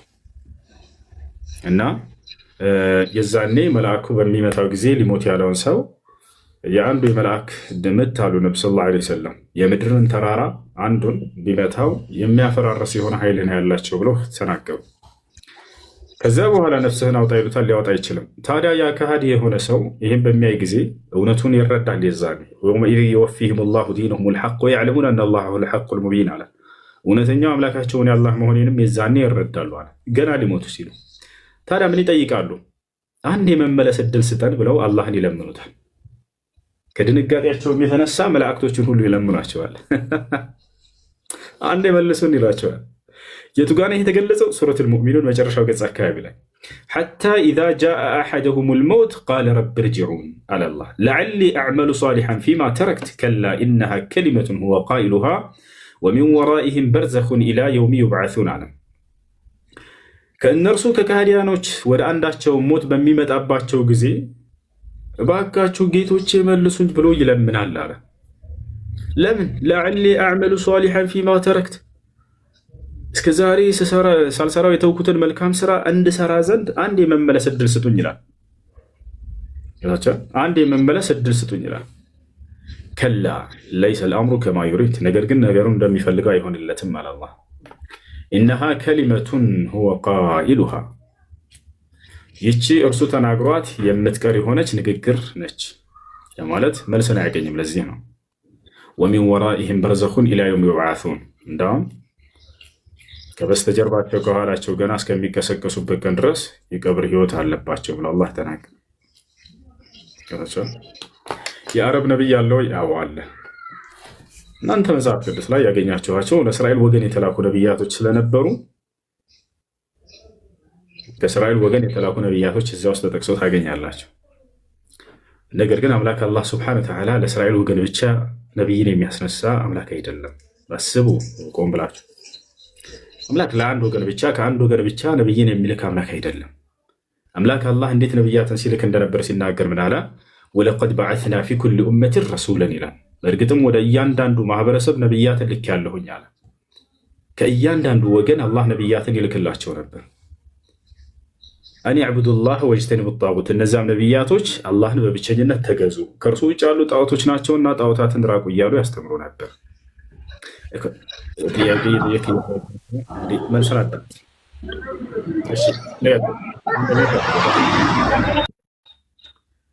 ስለዚህ አላህ ከእያንዳንዱ ማህበረሰብ ነቢያትን ይልክ ነበር። በሌላ ቦታ ላይ ሲናገር ወኢን ሚን ኡመቲን ኢላ ኸላ ፊሃ ነዚር አለ። አንድም ትውልድ የለም ነቢይ ያለፈበት ቢሆን እንጂ አለ። እያንዳንዱ ትውልድ ላይ አላህ ነቢያትን ያስነሳ ነበር። ለእስራኤል ወገን ከያዕቁብ ዓለይሂ ሰላም፣ ያዕቁብ ነው እስራኤል የተባለው፣ እስከ ዒሳ ዓለይሂ ሰላም ድረስ በእስራኤል ወገን ላይ ነቢያቶችን ልኳል። በእነዚያም ላይ ተውራትና እንጂልን አውርዷል ለሙሳና ለዒሳ። በእነዚያ መካከል ላይ የሚላኩ ነቢያቶችን እዚህ መጽሐፍ ላይ ተገለጹ ማለት በሌላው ዓለም ላይ ነቢይ ያልተላከም ማለት አይደለም። ከሌላም ዓለም አይልክም ማለት አይደለም። አምላክ አብርሃምን ከአንተ ወገን ነቢያትን አስነሳልሃለሁ ብሎታል ወይ? አዎ። ነገር ግን ከሌላ አላስነሳም እያለ አይደለም። አላህ በቁርአን ላይ ሲናገር ለኢብራሂም ዓለይሂ ሰላም ምን አለው? ወጀዐልና ፊ ዙርየቲሂ ኑቡወተ ወልኪታብ አለ። በአብርሃም ዘር ውስጥም ነቢይነትንና መለኮታዊ መጽሐፍትን አደረግኩኝ ይላል። ነቢያትን አስነሳልሃለሁ ከዘርህ ብሎ ቃል ገብቶለታል። አዎ ገብቶለታል። ከእርሱ ዘር ከማን ተነሱ? አላህ ስብሐነሁ ወተዓላ አብርሃም ኢስሐቅን ሰጠው፣ እስማዒልን ሰጠው። ከእነርሱም ዘሮች እስከ ዒሳ ድረስ በኢስሐቅ በኩል ወጡ። ከኢስማዒል በኩል ደግሞ ነቢ ሰለላሁ ዐለይሂ ወሰለም ወጡ። በመካከል አላህ ስብሐነሁ ወተዓላ በተለያየ ዓለም ላይ ነቢያትን ይልክ ነበር። ለምሳሌ ብዙ ጊዜ መጽሐፍ ቅዱስ የማያውቃቸው ነቢያቶች በአረብ ሀገር ላይ የተላኩ ነቢያችን ሰለላሁ ዐለይሂ ወሰለም ሁድን ሚነል ዐረብ ወሳሊሑን ሚነል ዐረብ አሉ። ሁድ ከዓረብ ነቢያቶች ነው አሉ። ሷሊሕ ከዓረብ ነቢያቶች ነው አሉ። ወሹዐይቡ ሚነል ዐረብ፣ ሹዐይብ ከዓረብ ነቢያቶች፣ ወኢስማዒሉ ሚነል ዐረብ፣ ኢስማዒል ከዓረቦች ነቢያት ነው። እነዚህ ሁሉ አላህ ስብሐነሁ ወተዓላ ለናሙናነት ያክል ከጠቀሳቸው በአረብ ሀገር ከላካቸው ነቢያቶች። እነዚህን መጽሐፍ ቅዱስ ያውቃቸዋል ወይ? ላ። ሁድ የሚባል ነቢይ አያውቅም መጽሐፍ ቅዱስ። ሷሊሕ የሚባል ነቢይ አያውቅም መጽሐፍ ቅዱስ። ገብታችኋል አይደል? እነዚህ ከአብርሃም በፊት የተላኩ ነቢያቶች ናቸው። አብርሃምን ራሱ ይቀድሙታል። ገብታችኋል አይደል? አብርሃም ራሱ ይቀድሙታል እርሱን ማለት ነው። ይህን ይመስላል። እና አምላክ አላህ ስብሐነሁ ወተዓላ ከየዘሩ ነቢያትን ያስነሳል። በአንድ ጊዜ በርካታ ነቢያትን በተለያየ ዓለም ላይ ይልካቸው ነበር። ነቢ ሰለላሁ ዐለይሂ ወሰለም ብቻ ሲቀሩ ብቻቸውን ለዓለም የተላኩ እርሳቸው ናቸው። ከእርሳቸው በፊት ያሉት ግን በአንድ ጊዜ በአንድ አካባቢ ላይ ራሱ በርካታ ነቢያትን ይልካል። ለምሳሌ ዘከርያስን ልኮ እዚያው ዮሐንስን ልኮታል፣ ወይንም ዘከርያ ልኮ ያሕያን ልኮታል። ሙሳን ይልክና እዚያው ሃሩንን አብሮ ይልከዋል። አብርሃምን በላከበት ጊዜ ራሱ ሎጥን በሌላ ከተማ ላይ ልኮታል። በዚያው ላይ ኢስሐቅን ለማን ነው ኢስሐቅ ሲወለድ እርሱንም ላከው፣ ያዕቆብንም ላከው። ያዕቆብ እዛ የእስራኤል ምድር ላይ እያስተማረ እያለ ዮሴፍ ግብፅ ላይ ተላከ። ዳዊትን እዚያ ልኮ እዚህ ጋር ሰለሞንን ይልከዋል፣ ሱሌይማን ዓለይሂ ሰላም። እና እነዚህ ነቢያቶች በአንድ ዘመን በተለያየ ጊዜ እንትን ይልካቸው ነበር። እዛው ዮሐንስ እያስተማረ ኢየሱስም ተላከ፣ አብሮ ኢየሱስም ተላከ፣ ዒሳ ዓለይሂ ሰላም። ነገር ግን ነቢዩ ሰለላሁ ዓለይሂ ወሰለም ላይ ሲመጣ ታሪኩ ተቀየረ። ነቢ ሰለላሁ ዓለይሂ ወሰለም እነዚያ ነቢያቶች ተጋግዘው ሲያስተምሩ የነበሩ አንዱ ለሌላው እየመሰከረ አብሮት በዚያው በዘመኑ ነብዩ ሰለላሁ ዐለይሂ ወሰለም ደግሞ የዚህን ዓለም ከሃዲ ህዝብ ሁላ ብቻቸውን እንዲቋቋሙ ኃላፊነትና ተጫነባቸው። የእርሳቸው በጣም ይከብዳል። ገብታችኋል አይደል? የነቢያትን መጽሐፍ ይዘናል ብለው እነዚያም የራሳቸውን አስተምሮ ቀይረው ጠበቋቸው። ሁሉም የየራሱ እኛ አይሁዶች ብቻ ነን ገነት የምንገባው፣ ያም ክርስቲያን ገነት ነው የምንገባው፣ ሌላውን በየዓለሙ ላይ የራሱን መንገድ ይዞ ጠበቃቸው። ይሄን ሁሉ ከፊታቸው ቁሞ መጋፈጥ በጣም ይከብድ ነበር። ከባድ መስዋዕትንም ከፈሉ ነብዩ ሰለላሁ ዐለይሂ ወሰለም። ዓላማቸው ምን ነበር? አላህ ሱብሓነሁ ወተዓላ ሲያዛቸው ለሁሉም ህዝብ ነው የላካቸው። ለአይሁዶችና ለክርስቲያኖችም እንደላካቸው ይናገራል። በቁርአን ላይ ሲናገር ያ አህለል ኪታብ ቀድ ጃአኩም ረሱሉና ይላል። እናንተ አይሁዶችና ክርስቲያኖች ሆይ እነሆ መልእክተኛዬ ለእናንተም ጭምር መጥቶላችኋል ይላል። ታዲያ ምንድን ነው ጥሪው ከተባለ ያሉባቸውን ስህተቶች እያረመ ቁርአን ወደ አብርሃም፣ ወደ ኢስሐቅ፣ ወደ ያዕቁብ መንገድ የመመለስ ስርዓትን ያደረገው። ገብታችኋል አይደል? ለምሳሌ አምላክ አንድም ሶስትም ነው ብለው የነቢያት ትምህርት ላይ ይሄንን ተለጥፈው ሲያስተምሩ ቆይተው ነበር። ነብዩ ሰለላሁ ዐለይሂ ወሰለምን አላህ እኔ በማንነቴም በምንነቴም አንድ ብቻ እንደሆንኩ አስተምራቸው ተባሉ። የአምላክ ስለ ኃጢአታችን ሰው ሆኖ ሞቶልናል ይሉ ነበር። ይሄንን ነገር እንዲያርቧቸው ተደረገ። የሰው ልጆች የኃጢአታቸው ማስማሪያ ወይንም ስርየት ማገኛ መንገድ አንድ ኢየሱስ የተባለ አካል ተገድሎ ተሰቅሎ ከዚያ በዚያ ነው ያገኘው የሚል አስተምሮ ይዘው ቆያቸው፣ ጠበቋቸው። ነገር ግን በንስሐ እንደሆነ አስተማሯቸው። ወደ አንዱ አምላክ ከተመለሳችሁ ንስሐ ካደረጋችሁ እርሱ ይቅር ይላቸዋል እያሉ እንዲያስተምሩ ተደረጉ። ሌላም በርካታ ልክ እንዲሁ ያሉባቸውን ስህተቶች እያረሟቸው ወደ እውነተኛው መንገድ እንዲመልሷቸው ተላኩ። ይህንን ነብዩ ሰለላሁ ዐለይሂ ወሰለም በሚገርም ብቃት ተወጥተው አድርሰው ሄዱ ማለት ነው። እሺ ይህን ይመስላል ልጆች። ጥያቄ ያለው መቀጠል ይችላል።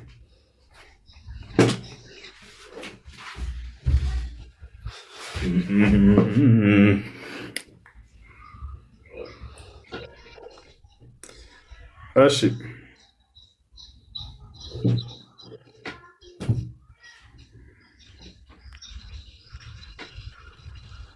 السلام عليكم ورحمة الله وبركاته.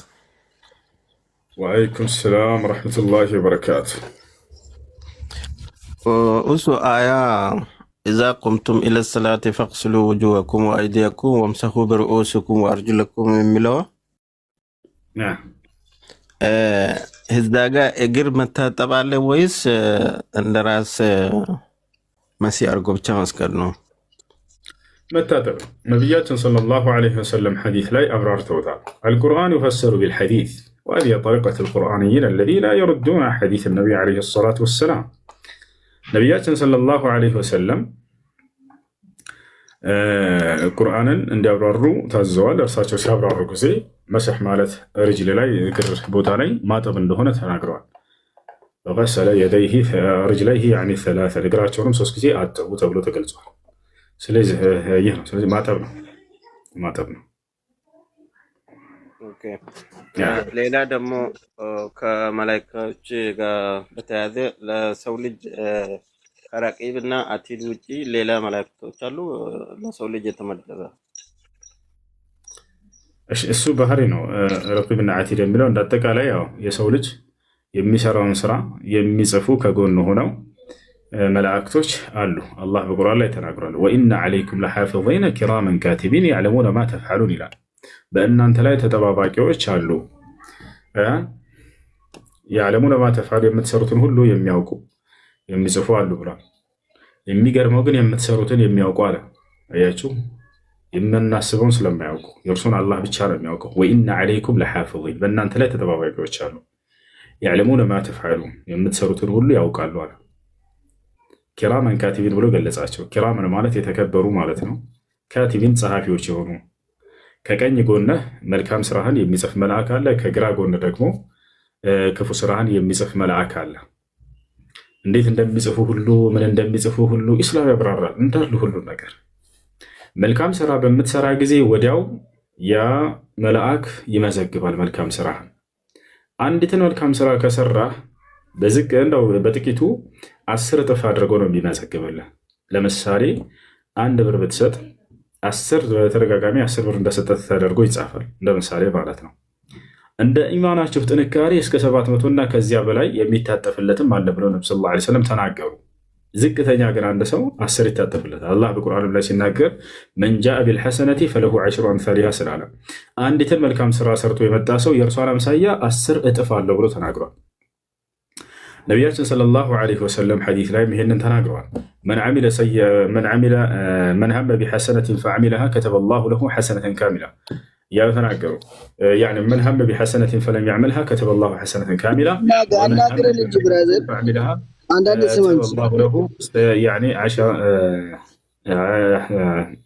ከተበላሁ ለሁ 10 ሐሰናት አሉ ነቢ ሰለላሁ ዐለይሂ ወሰለም። አንድን መልካም ስራ ለመስራት አቅዶና አስቦ ሳይሰራ የቀረሰው እንደሰራ ተደርጎ ሙሉ ምንዳ ይጻፍለታል። እንዳያያዝን አንዴ አዳምጡ።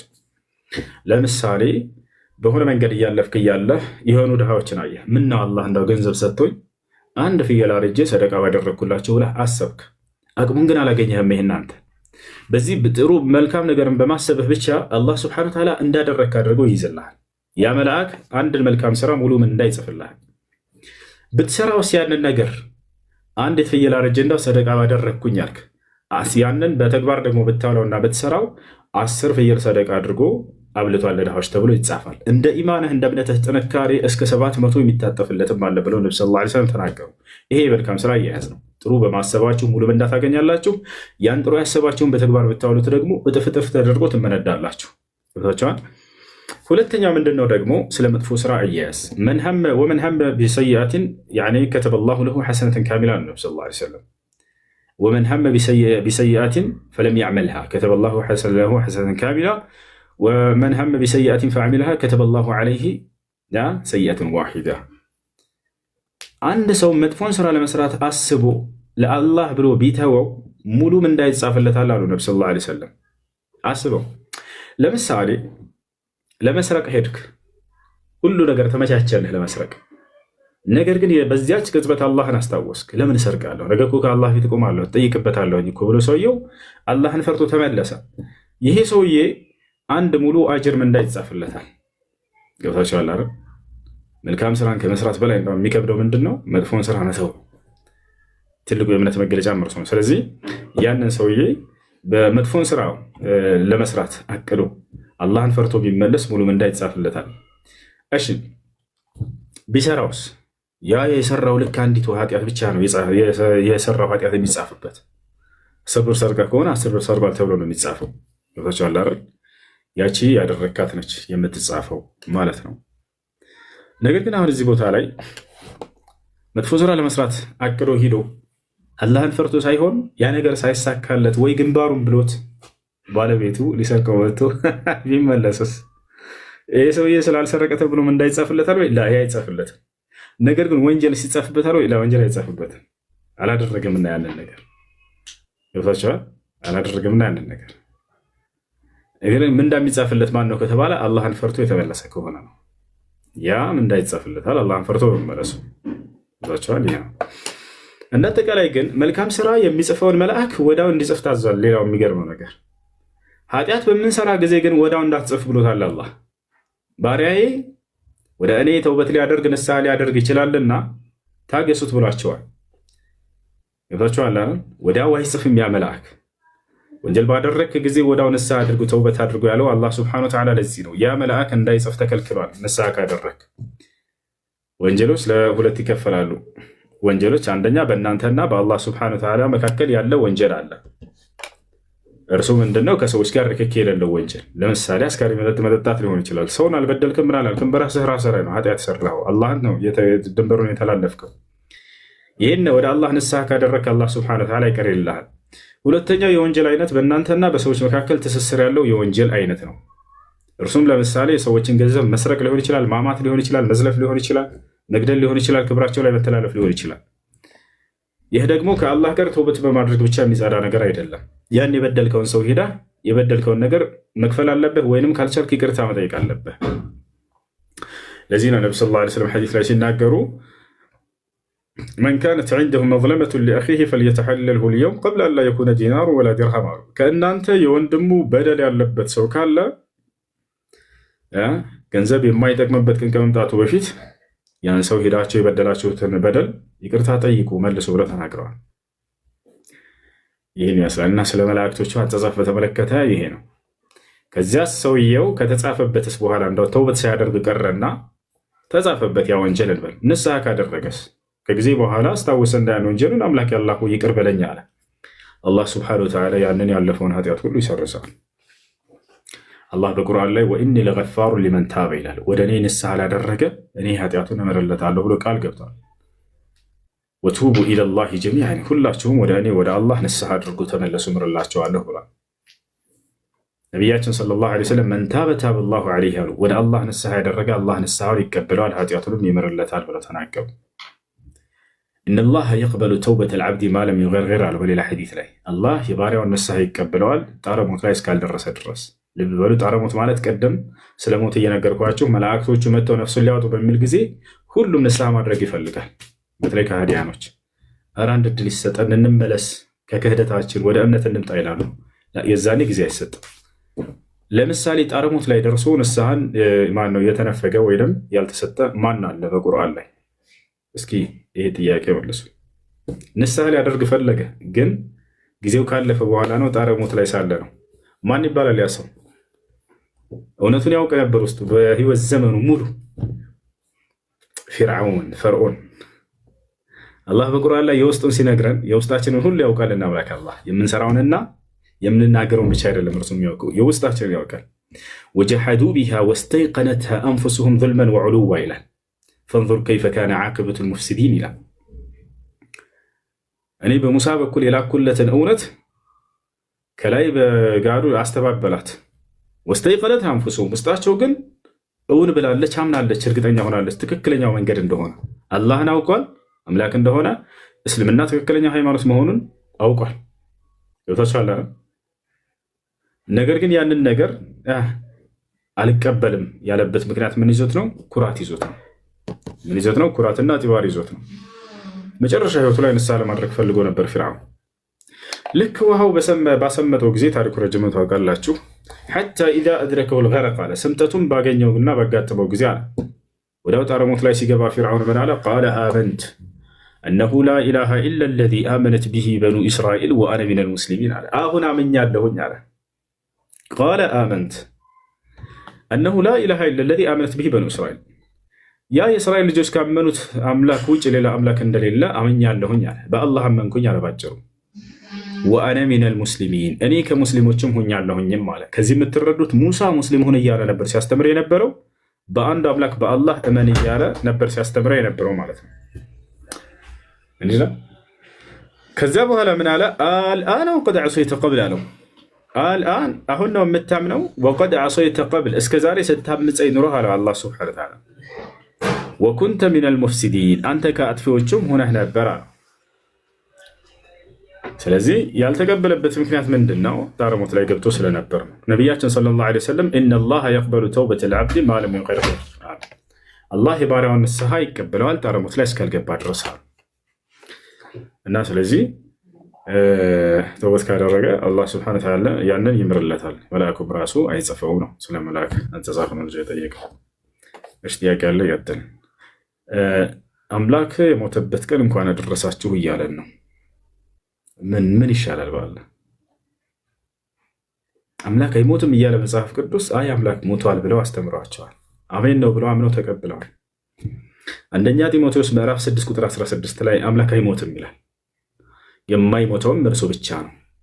አንድም ሰው እንኳን አላየውም፣ ሊያየውም አይቻለውም። ማንም ሊቀርበው በማይችል ብርሃን ውስጥም ይኖራል። ክብር ለእርሱ እስከ ዘላለም ይሁን አሜን ይላል። አሜን ነው የጌታ ሰው። አምላክ አይሞትም እያለ ክርስቶስ አምላክን አንዳቸውም እንኳን አላያችሁትም ብሎ እየተናገረ አይ አይተነዋል ሞቷልም ስለኛ ብሎ ይናገራሉ።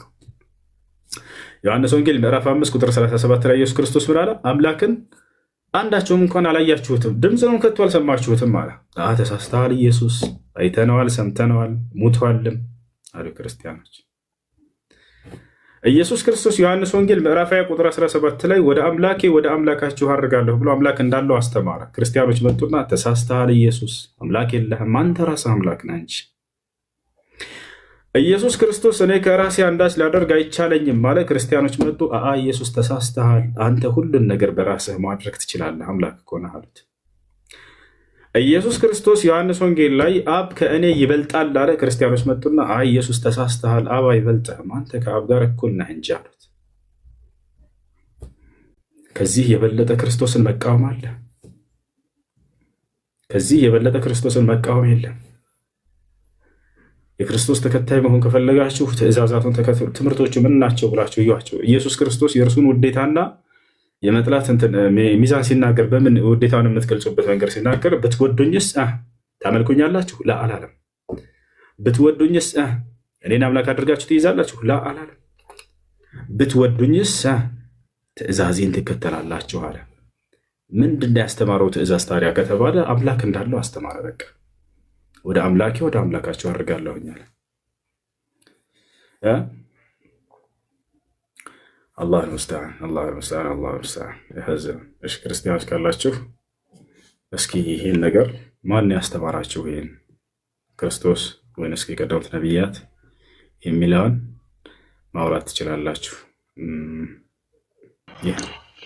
ሰላም አለይኩም ወራህመቱላሂ ወበረካቱ። ሰላም ወራህመቱላሂ ወበረካቱ። ሞዴሬተርስ ካላችሁ ሰው አስገቡ፣ ቤቱን ታብታብ አድርጉ። ይሄ ሁሱ ሌላኛው አካውንት ነው፣ ፎሎ አድርጉት። እሺ ኮፒ ሊንክ እያደረጋችሁ ሁሱ مرات يعني تجي في مخي سؤال غبي ما ادري اذا هو هل اسالك ولا لا. شنو؟ شوف الحين مثلا لما انت تتكلم عن اليوم القيامه حلو، فمرات يجي في مخي هل هو خلاص القيامه هو اخرته، يعني بعد خلاص ربي ما بيخلق الناس؟ والله ما ادري اذا هو السؤال الغبي بعرف، بس ليطمئن قلبي، فهمت علي؟ فبقول انه هذا هو نهايته. مثلا في كثير الرسول ربي بعتهم، وبعدين يعني في شغلهم مثلا يعني يجيهم كثير اشياء، صح ولا لا؟ يختفون بعدين. فهذا هو اذا شيء حق اليوم القيامه خلاص كنا نموت والدنيا تكون فاضيه، فبعد الحين هذا هو نهايته ولا في خلق ثاني مره ثانيه يجي؟ اوكي. الله سبحانه وتعالى ما خبرنا في الكتاب والنبي صلى الله عليه وسلم كذلك انه سيخلق بعد البعث خلقا آخر، وإنما أخبرنا في كتابه وكذلك النبي عليه الصلاة والسلام في سنته أن هذه الدنيا ستفنى، أن هذه الدنيا ستفنى، وأن الناس سيدخلون إلى الجنة أو إلى النار، وكذلك الجن، منهم من يدخل الجنة ومنهم من يدخل إلى النار. أما أن الله سبحانه وتعالى سينشئ خلقا آخر في هذه الدنيا بعد أبناء بني آدم، فما رأيت يعني في الكتاب ولا في السنة أنه ذكر من هذا الشيء. ይሄ ነው ጥያቄዋ። ምንድነው? ሚስጥር ላታብሽ ነው ጥያቄዋ ምንድነው? አላህ ስብሐነሁ ወተዓላ እኛን ዛሬ ምድር ላይ ፈጥሮናል። ነገ ትንሣኤ ዓለም የምታልቅበት ጊዜ አለ። ከዛ ሰዎች ወይ ወደ ጀነት ወይ ወደ ጀሃነም ይሄዳሉ። ነገር ግን ከዚያ በኋላ አላህ ስብሐነሁ ወተዓላ እንደገና እንዳዲስ በምድር ላይ ሰዎችን ይፈጥራል ወይ ነው። እንደገና እንዳዲስ ሰዎችን በምድር ላይ ይፈጥራል ወይ ዳግም እንደገና ለማስኖር የሚል ነው። ላ ይቺ ዓለም እንደምትጠፋ አላህ ስብሐነሁ ወተዓላ ነግሯል በቁርአን ላይ። ከዚያ በኋላ እንዳዲስ ሰዎችን ይፈጥራል የሚል በቁርአንም ሆነ በሐዲስ ላይ አልተገለጸም። ያ ነው። ነገር ግን ሰዎች ከዚያ በኋላ ህይወታቸው ይቀጥላል፣ ወይ ወደ ጀነት ወይንም ወደ ጀሃነም ይቀጥላሉ ማለት ነው። ያ ነው ፈሪቁን ፊል ጀነቲ ወፈሪቁን ፊስ ሰዒር አለ አላህ። ከፊሎቹ ወደ ጀነት ይሆናሉ፣ ከፊሎቹ ወደ ጀሃነም ይሆናሉ። ወደ ጀነት የሚሄዱት ማናቸው ከተባለ ነብዩ ሰለላሁ ዐለይሂ ወሰለም አርዋሑል ሙእሚኒነ ፊል ጀና ነው፣ ወአርዋሑል ሙስሊሚነ ፊል ጀና፣ ሙስሊሞች እነርሱ በገነት ናቸው ብለው ተናገሩ። አላህን የካዱ ሰዎች ደግሞ ወደ ገሃነም ይሄዳሉ ብለው ተናግሯል። ኢነ ለዚነ ከፈሩ ሚን አህሊል ኪታቢ ወልሙሽሪኪነ ፊ ናሪ ጀሃነም አለ።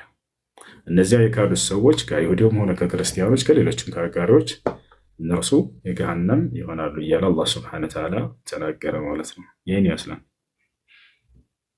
طيب السؤال الثاني اوكي في انا مرات بسمع كثير القصص اوكي او فهو الحديث اللي هو موجود ولا لا ما موجود ف الميت فأنا سمعت إنه حق يوم القيامة الله سبحانه وتعالى إنه شو اسمه في الناس يجي 2 ناس مثلا مظلومين، حلو، فحق الظالم يقول إنه لا، حق المظلوم يقول له سامحه، اوكي، إنه المظلوم يقول لا ماني سامحه. بعدين الله يروي شيء يعني حلو عن الجنه واشياء، بعدين يقول له انه هل تعلم هذا حق مين؟ فيقول له لمين؟ فيقول له حق المسامحين. فيقول له انه ربي خلاص انا سامحته. فهذا القصه انا دورت في الكثير اشياء بس ما حصلته.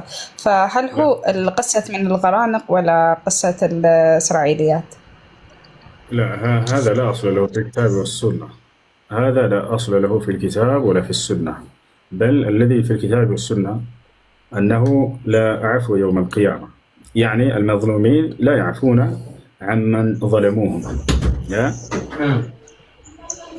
ولا أخوة هناك ولا أبوة እና እንትን አይሉም እነዚህ ሰዎች። የዛኔ አውፍ መባባል የሚባል ነገር የለም። የተበደለ ሰው ሁሉ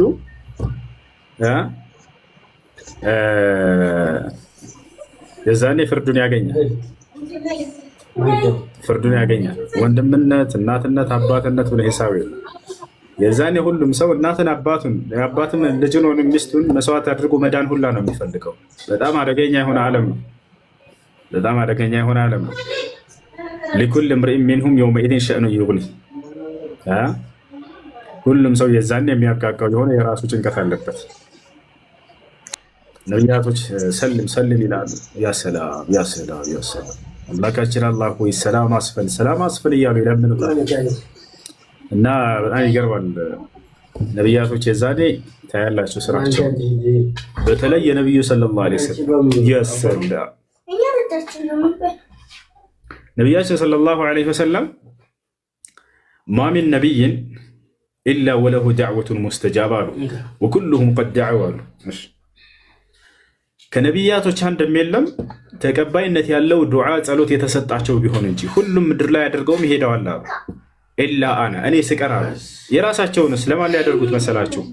ፈአነ ደኸርቱሃ ሸፋዓተን ሊኡመቲ የውመል ቂያማ፣ እኔ ደግሞ ለኡመቶቼ ለትውልዶቼ ምልጃ ትሆንልኝ ዘንድ የትንሣኤ ቀን ላዘግይቻታለሁኝ አሉ። የፍቅር መገለጫ ትልቁ በቃ ይሄ ነው። ወላሂ ላዚም እውነተኛ ወዳጅ በደስታህ ጊዜ ከአንተ ጋር አብሮህ የሚሆን አይደለም። እውነተኛ ወዳጅ በጭንቅ ጊዜ ከጎንህ ቁሞን ያለሁልህ እኮ የሚልህ ነው አይደለም? ታዲያ ከጭንቅ ቀን ሁሉ ከባዱ ጭንቅ የትንሣኤ ቀን የውመል ቂያማ ጭንቅ ነው። ከፊትህ ወይ ጀነት ወይ ጀሃነም ያለበት ዓለም ነው። የዛኔ ነቢዩ ሰለላሁ ዐለይሂ ወሰለም ለእኔ የተሰጠኝን የጸሎት እድል ግን ለትውልዶቼ አቆይቻታለሁኝ። የዛኔ ለሁሉም ለትውልዶቼ ምልጃ አደርግባታለሁኝ አሉ። ትውልድ የነቢ ሰለላሁ ዐለይሂ ወሰለም ወሽፋዕ ቱሸፋዕ ይባላሉ። የትንሣኤ ቀን አማልድ ምልጃህም ተቀባይ ነው ይባላሉ። ምልጃ የሚያደርጉት እርሳቸው ናቸው። ሁሉም ትውልድ እንዲጀምርለት። እንዲሁም ደግሞ ገነት የሚከፈተውን በእርሳቸው አማላጅነት ነው። የጀነት ሰዎች ወደ ጀነት ከተባሉ በኋላ ጀነትን ሂዶ የሚያስከፍት ማን ነው? አደም አስከፍትልን ይባላል። ወደ ኑሕ ጋር ሂዱ ይላል። ኑሕ አስከፍትልን ይባላል። ወደ ኢብራሂም ጋር ሂዱ ይላል። ኢብራሂም አስከፍትልን ይባላል።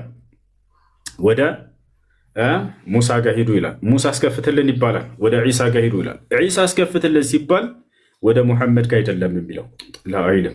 እና ወደ ማን ነው የሚለው? ወደ ሙሐመድ ሰለላሁ ዐለይሂ ወሰለም ይላል። በእርሳቸው ላይ የዛኔም ሳይቀር ሁሉ ሰላዋት ያወርዳሉ ነቢያቶች። ላ ዩናዱነሁ ቢስሚሂል ሙጀረድ፣ ስማቸውን ብቻ ዝም ብለው አይጠሯቸውም ከነማዕረጋቸው። ኢዝሀቡ ኢላ ሙሐመድን ሰለላሁ ዐለይሂ ወሰለም ይላል ዒሳ። ወደ ሙሐመድ ሰለላሁ ዐለይሂ ወሰለም ጋር ሂዱ ይላል። እርሳቸውም ታዲያ በምድር ላይ ያሉ ነቢ ሰለላሁ ዐለይሂ ወሰለም ወደፊት ዒሳ ይመጣል ብለው ትንቢትን ሲናገሩ ወየእቲ ዒሳ ሰለላሁ ዐለይሂ ወሰለም ብለው አንድ ሐዲስ ላይ ተናግረውለታል። የአላህ ሰላምና በረከት በእርሱ ላይ ይስፈን እያሉ ነቢ ሰለላሁ ዐለይሂ ወሰለም የአላህ ውዳሴና ሰላም በእርሱ ላይ ይስፈን ይመጣል ዳግም በምድር ላይ ብለው ተናገሩ። በነቢያቶች ላይ ሰላዋት ያወርዱ ነበር። ነቢ ሰለላሁ ዐለይሂ ወሰለም ስማቸውን ሲያወሷቸው በጣም ያከብሯቸዋል፣ በጣም ይወዷቸዋል፣ ወንድሞቼ እያሉ ይጠሯቸዋል። ከዕለታት አንድ ቀን ነቢያችን ሰለላሁ ዐለይሂ ወሰለም ጠየቋቸው። መጡና የሆነ ሰው መጣና በሰዎቹ መካከል ተቀምጠው ሳሉ ያ ኸይረ ናስ አላቸው። አንተ የሰው ሁሉ በላጭና መልካም አላቸው። ነቢያቶች እንዲረሱ አልፈለጉምና ነቢ ሰለላሁ ዐለይሂ ወሰለም ላ ኸይረ ኢላ ኢብራሂም አሉ ተቆጥተው። እንደ ኢብራሂም ያለ መልካምስ የለም አሉ። እርሳቸው ይበልጣሉ እኮ ነብዩ ሰለላሁ ዐለይሂ ወሰለም ከነቢያት ሁሉ ይበልጣሉ። ነገር ግን ያም ሆኖ ነቢያቶች ከስራቸው የሆነ ዝቅ ተደርገው እንዲታዩ ምናምን አይፈልጉም፣ እንዲረሱ አይፈልጉም። ያስታውሱና ይነግሯቸዋል። እነርሱ መልካሞች ናቸው ይላሉ። ዩኑስ ዐለይሂ ሰላምን ወይንም ዮናስ አምላኩን አምጾ ሂዶ አሳ ነባሪ ውጦት ምናምን ብላ ያምናሉ እነዚህ ሰዎች። ገብታችኋል አይደል? በዚህ ምክንያት ሊያቃልሉ ፈለጉ። በነብዩ ሰለላሁ ዐለይሂ ወሰለም ዘመን ላ የቁል አሐዱ ሚንኩም አነ ኸይሩን ሚን ዩኑስ ብን መታ አሉ። ከእናንተ ከሰዎች መካከል አንዳችሁም እንኳን እኔ ከዮናስ የተሻልኩኝ መልካም ነኝ እንዳትሉ አሏቸው። እርሱ ከሁላችሁም በላይ መልካም ነው እና ብለው ተናገሩለት። ስለ ሉጥም ልክ እንዲሁ እንዳለ ስለ ሁላቸውም ስለ ነቢያቶች በተወሳ ቁጥር መልካምነታቸውን ያወሱላቸው ነበረ። ይህን ይመስላል። እሺ ያስሚንና ጃ አሉ፣ ቀጥሉላቸው። ባረከላሁ ፊኩም። አንድ ጊዜ ቁርስ ብላ መርሃባ ጃ አለ ካለን ያ ጀማ እኔ እንትን ነው በአረብኛ የምጠይቀው። በአረብኛ የሰማሁትን ወደ አማርኛ ዳይሬክት ጠይቄ እንትን አለልም እና አረብኛ በጣም ስለሚቀለኝ ነው። እሺ አውፉ በሉኝ። ጃ አለክ አሎ መርሃባ ቀጥል። እሺ ሙዲን ነፋኒ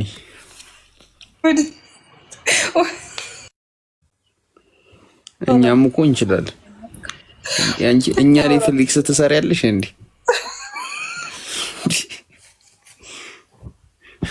ወላሂ ባለፈው ዕለት ልንገርጃም እንደውም አቡኪን ጥያቄ ልጠይቀው ብዬ በግራ ገባኝ። እንዴት አድርጌ የፈለኩትን ጥያቄ አይችሻለሁ። አይ ገብቶኛል። ታዲያና ምንድን ነው የምትለኝ? አረብኛ ይቀለኛል። እዛ ነው። ቀጥሉሻ። እሺ ሰላም አለይኩም። ሰላም አለይኩም። ወአለይኩም አሰላም ወራህመቱላሂ ወበረካቱ። ኡስታዝ የት ሄደ? ይመጣል። ልጠብቀው? አይ ትቸኩላለህ? አይ አልቸኩልም፣ ጠብቀዋለሁ። እሺ ንጽጽር ላይ ጥያቄ ያላችሁ ሰዎች ካላችሁ ጠይቁ።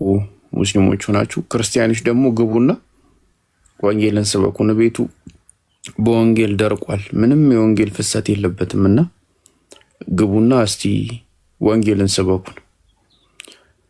እሺ ንጽጽር ላይ ጥያቄ ያላችሁ ሰዎች ኮመንት ላይ አንድ ቁጥር ጻፉ። እሺ ሄሎ ነይ ግቢ እስቲ። ጥያቄ ውጭ ራሱ አላችሁ ትናገራለህ። ሚኒት ሞዴሬተሮች ጥያቄ የሌላቸውን ሰዎች አስወርዱ። ጥያቄ ያላቸው ደግሞ የፈትዋ ጥያቄ ካልሆነ መጠየቅ ትችላላችሁ። እሺ ሹብሃ ምናምን የፈጠረባችሁ ጥያቄ የፈትዋ ጥያቄ ከሆነ መጠየቅ ትችላላችሁ። ቀጥል ቴዲ። ኦኬ እሺ፣ ያው እዚህ ጋር ማማማር ነው መሰለኝ፣ ያው እኔም እንድማርበት ግን እንደዚህ ማለት ኡስታዝ አሁን እንትን ሲሉ ወይም ሁላችሁም እንዲህ ብለዋል ስትሉ ምዕራፍና ቁጥር ወጥተህና ማስረጃ ብትሉ ለኛም አሪፍ ነው። ምክንያቱም እዚህ ጋር ኮምፔር አድርገን እንትን እንልበታለን። እንዴ እያወረዳችሁ ነው? ጃን እያወረዳችሁት ነው? ምንድነው? ያ ጀማ ሰው በጣም እየወረደ ነው እንዴ! ሞዴሬተሮች ቴዲ መቀጠል ይችላል። ቀጥል ወይ? አይ አድቻለሁ። እንትን ምዕራፍና ቁጥር ከነ ማስረጃው ብንነገረ እኛም እንማርበታለን በደንብ ለመማር እንደው ብለዋል ሳይሆን ሙሉ መረጃውን ከነ የትኛው ቤተ እምነት ነው? መርሐባሽ ልክ ነው የተናገርከው፣ ልክ ነው። ግን ከየትኛው ቤተ እምነት ነው?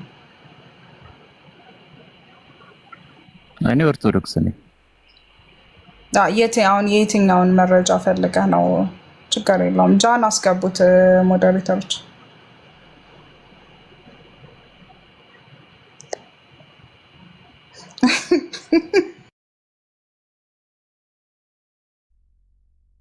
አላህ ይስተር አለይክ። እሺ የትኛውን መረጃ ነው የፈለከው? አይ ለምሳሌ አንቺ አሁን የጠየቅሻቸው ጥያቄዎች አንድም ማብራሪያ ብቻ ነው እንጂ የተሰጣቸው አንድ ምዕራፍና ቁጥር ማስረጃ አልተሰጠሽም። ብለዋል እንደዚህ ነው የተባለው። ስለዚህ አሁን እኛም መጽሐፉ እናንተ ጋር ሲሆን ነው እኛ ደግሞ ሄደን እዛ ነገር ላይ ማንበብና ማለት እውነታውን የኔ ጥያቄ ከሆነብክ ቆይማስ የኔ ጥያቄ ከሆነብክ ማስረጃውን እንሰጥሃለን። ነገር ግን አሁን እኔ ለምሳሌ አንድ ጥያቄ ስጠይቅ ማስረጃ ፈልጌ ማስረጃ አውጡልኝ ምናምን ነገር የምለው አይደለም። ገብቶካል? የሆነ ነገር እኔ ስጠይቅ አንደርስታንድ ለማድረግ እና ልቤ ላይ ያለው ጥያቄ መልስ መመለሱን ስለምፈልግ ነው። አሁን ለምሳሌ ያኛው እኔ የጠየኩት ጥያቄ መልስ ካልተመለሰልኝ አይ ነው ልክ አይደላችሁ ማስረጃ ስጡኝ እላለሁ። ግን አንዳንድ ጥያቄዎች በቃ አእምሮህ ላይ ገብተው መልስን የተመለሰ እንዲመስልክ የሚያደርጉ ጥያቄዎችም አሉ። እኔ የጠየኳቸው ጥያቄ አይ ቲንክ የማናችንም ጥያቄ አይደለም። እኔ በራሴ እንትን ያልኩት ጥያቄ ስለሆነ ነው። ማስረጃ ምናምን የምትፈልግ ከሆነ ችግር የለውም ትችላለህ። ጃ ቪዲዮ ፖስት አድርጓል። ገብታችሁ ኮፒ ሊንክ፣ ሼር፣ ሪፖስት አድርጉት። እሺ ቀጥል ጃ፣ መቀጠል ትችላለህ። እሺ ቴዲዮ እንዴት ነህ? ደህና ነህ?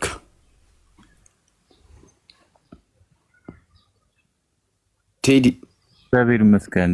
ቀጥሉ። አይ እያደመጥኳችሁ ነው፣ ስራ ላይም ስለሆንኩኝ ቀጥሉ። ትንሽ እንቀጥልና ካንተ ጋር የምናዳምጠው ሰው እናስገባለን አይመስልም? እሺ ቀጥል። የኢየሱስ መሰቀል የሰይጣን ሐሳብ ነው የእግዚአብሔር ሐሳብ ነው?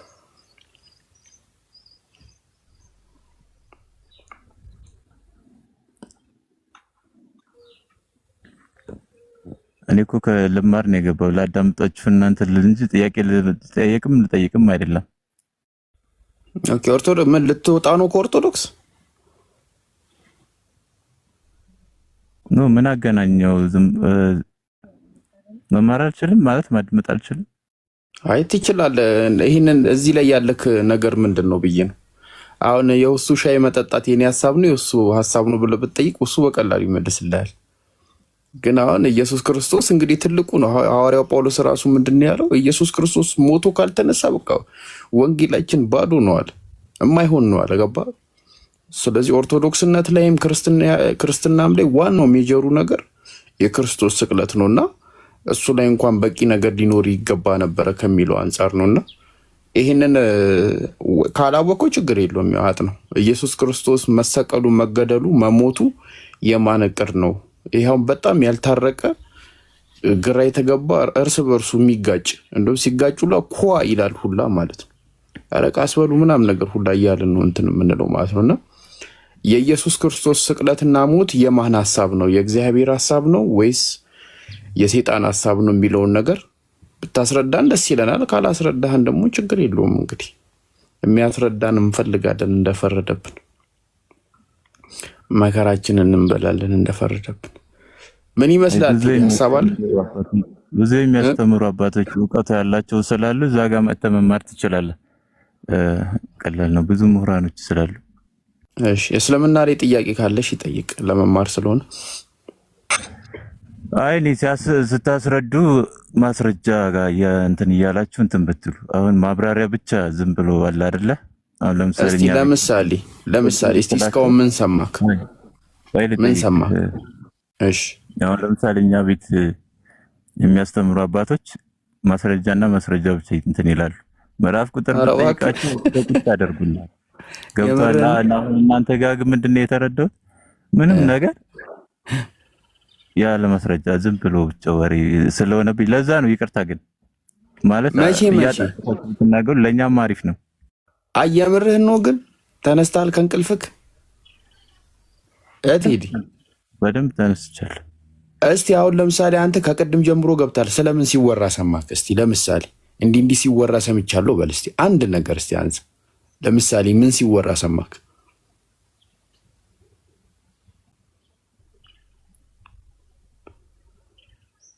እቴዲ ዝም ብለህ ቁጭ ብለህ ነው እርግጠኛ እስከሆነ የነበርኩ ምንም አልሰማህም።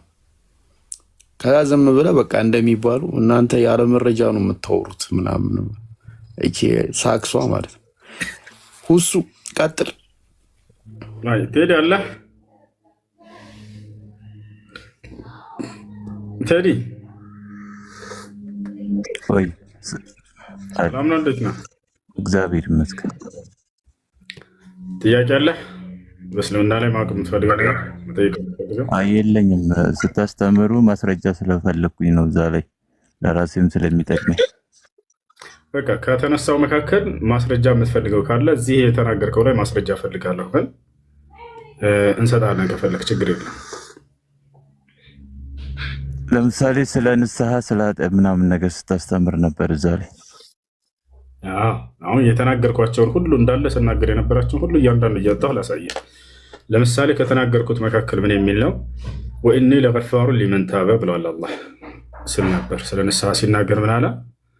ወደ እኔ ለተመለሰ ወይም ንስሐ ላደረገ ባሪያዬ እኔ ኃጢአቱን እምርለታለሁ ብሎ ተናግሯል። ነቢያችን ሰለላሁ ዐለይሂ ወሰለም ልክ እንዲሁ መን ታበ ታበ አላሁ ዐለይሂ አሉ። ወደ አላህ ንስሐ ያደረገ አላህ ንስሐውን ይቀበለዋል ብለው ተናግረዋል። ሁለተኛ ላሳየህ ብለው ተናግረዋል ያለበትን ላሳየህ ችግር የለም።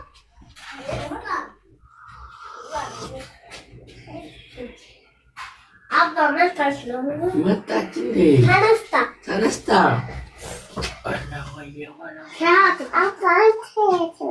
እኔ አንቺ ጋር እንደተፈንተ ይደግሞ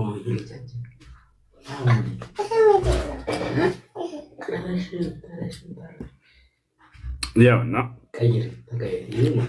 ነቢያችን ሰለላሁ ዐለይሂ ወሰለም እዚህ ሲናገሩ እንግዲህ ጉግል ሲተረጉመው ጊዜ ሐዲሱን አላህ የሚለውን እግዚአብሔር ብሎ ነው የሚተረጉመው። ፀሐይ ከምዕራብ ከመውጣቷ በፊት ንስሐ የገባ ሁሉ እግዚአብሔር ንስሐውን ይቀበለዋል ይላል። አላህ ንስሐን ይቀበለዋል ማለት ነው። ሐዲስ ያውና እዚህ ጋር ታገኙታላችሁ። የሐዲሱ ቁጥር 6133 ላይ ሰሒህ አልጃሚዕ ላይ ታገኙታላችሁ። እንዲሁም እዚህኛው ላይ ምን ይላል? ፀሐይ ከምዕራብ ከመውጣቷ በፊት ንስሐ የገባ ሁሉ እግዚአብሔር ንስሐውን ይቀበለዋል ይላል እና አላህ ንስሐውን እንደሚቀበለው የተነገረበት ቦታ ነው ማለት ነው። ልክ እንዲሁ በቁርአንም ላይ አላህ ወደ እኔ ለተመለሰ ወይም ንስሐ ላደረገ ባሪያዬ እኔ ንስሐውን እቀበለዋለሁ እምርለታለሁ ብሎ ቃል በቃል ተናግሯል ማለት ነው። እሱንም ላሳየህ።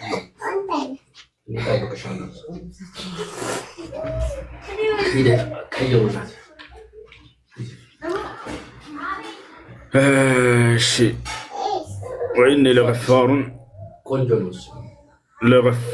ሊመን ታበ ሱራ ጣሃ 82 ላይ አላህ እንዲህ ይላል።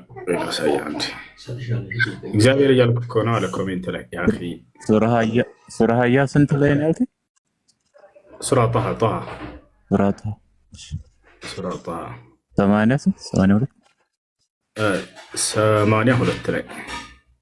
82 ላይ ምን ይላል? ወላሳይ 82 አንተ የለህም መጽሐፉ የለህም? ጎግል ባታደርገው ችግር የለውም። ላሳየህ ነው። አላህ ስብሐነሁ ወተዓላ ወደ እርሱ የተመለሱ ንስሐ ያደረጉ ሰዎች እንደሚምርላቸው ያውና 82 ይታያል። እኔም ለተጸጸተ ላመነም መልካምን ለሰራ ከዚያም ለተመራ ሰው በእርግጥ መሐሪ ነኝ አለ።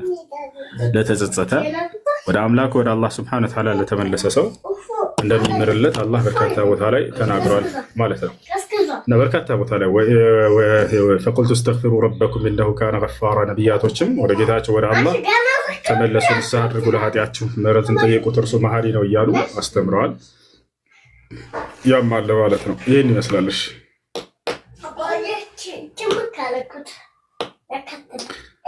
እሺ ቴዲ አለ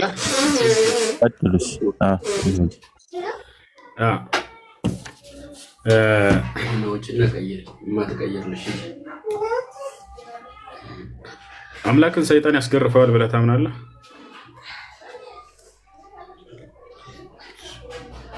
አይ እኔ መምህርም አይደለሁም ተማሪ ነኝ። አብሽር በቃ ጥያቄው ይቀበል ካልፈለግ ችግር የለም። እሺ ክርስቲያን ካለ መግባት ይችላል።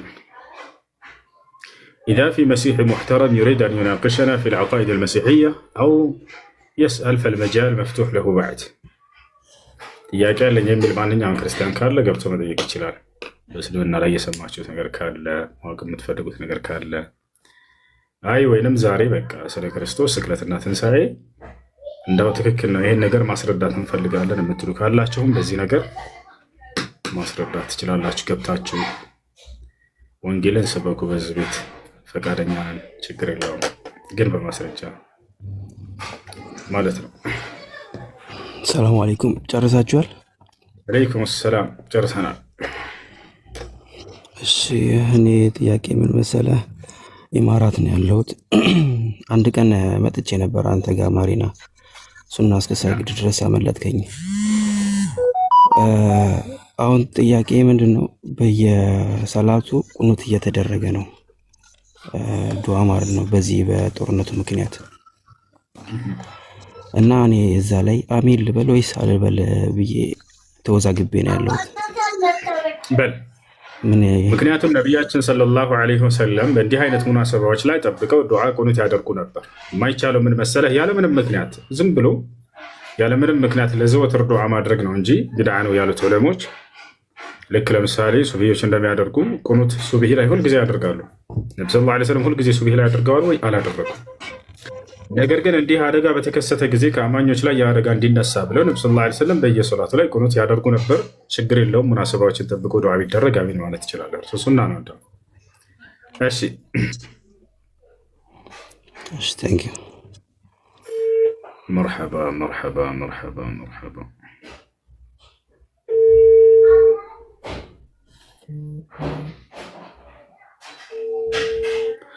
ከልጅ ልጅህ ተወልጄ አድንሃለሁ ብሎታል ወይ የሚላሉ ወይ መጽሐፍ ቅዱስ ላይ እንደሱ የሚል የለም። ሰላም አለይኩም። ወአለይኩም ሰላም ወረሕመቱላሂ ወበረካቱ። ሰላም ናችሁ? አለ አልሐምዱሊላህ።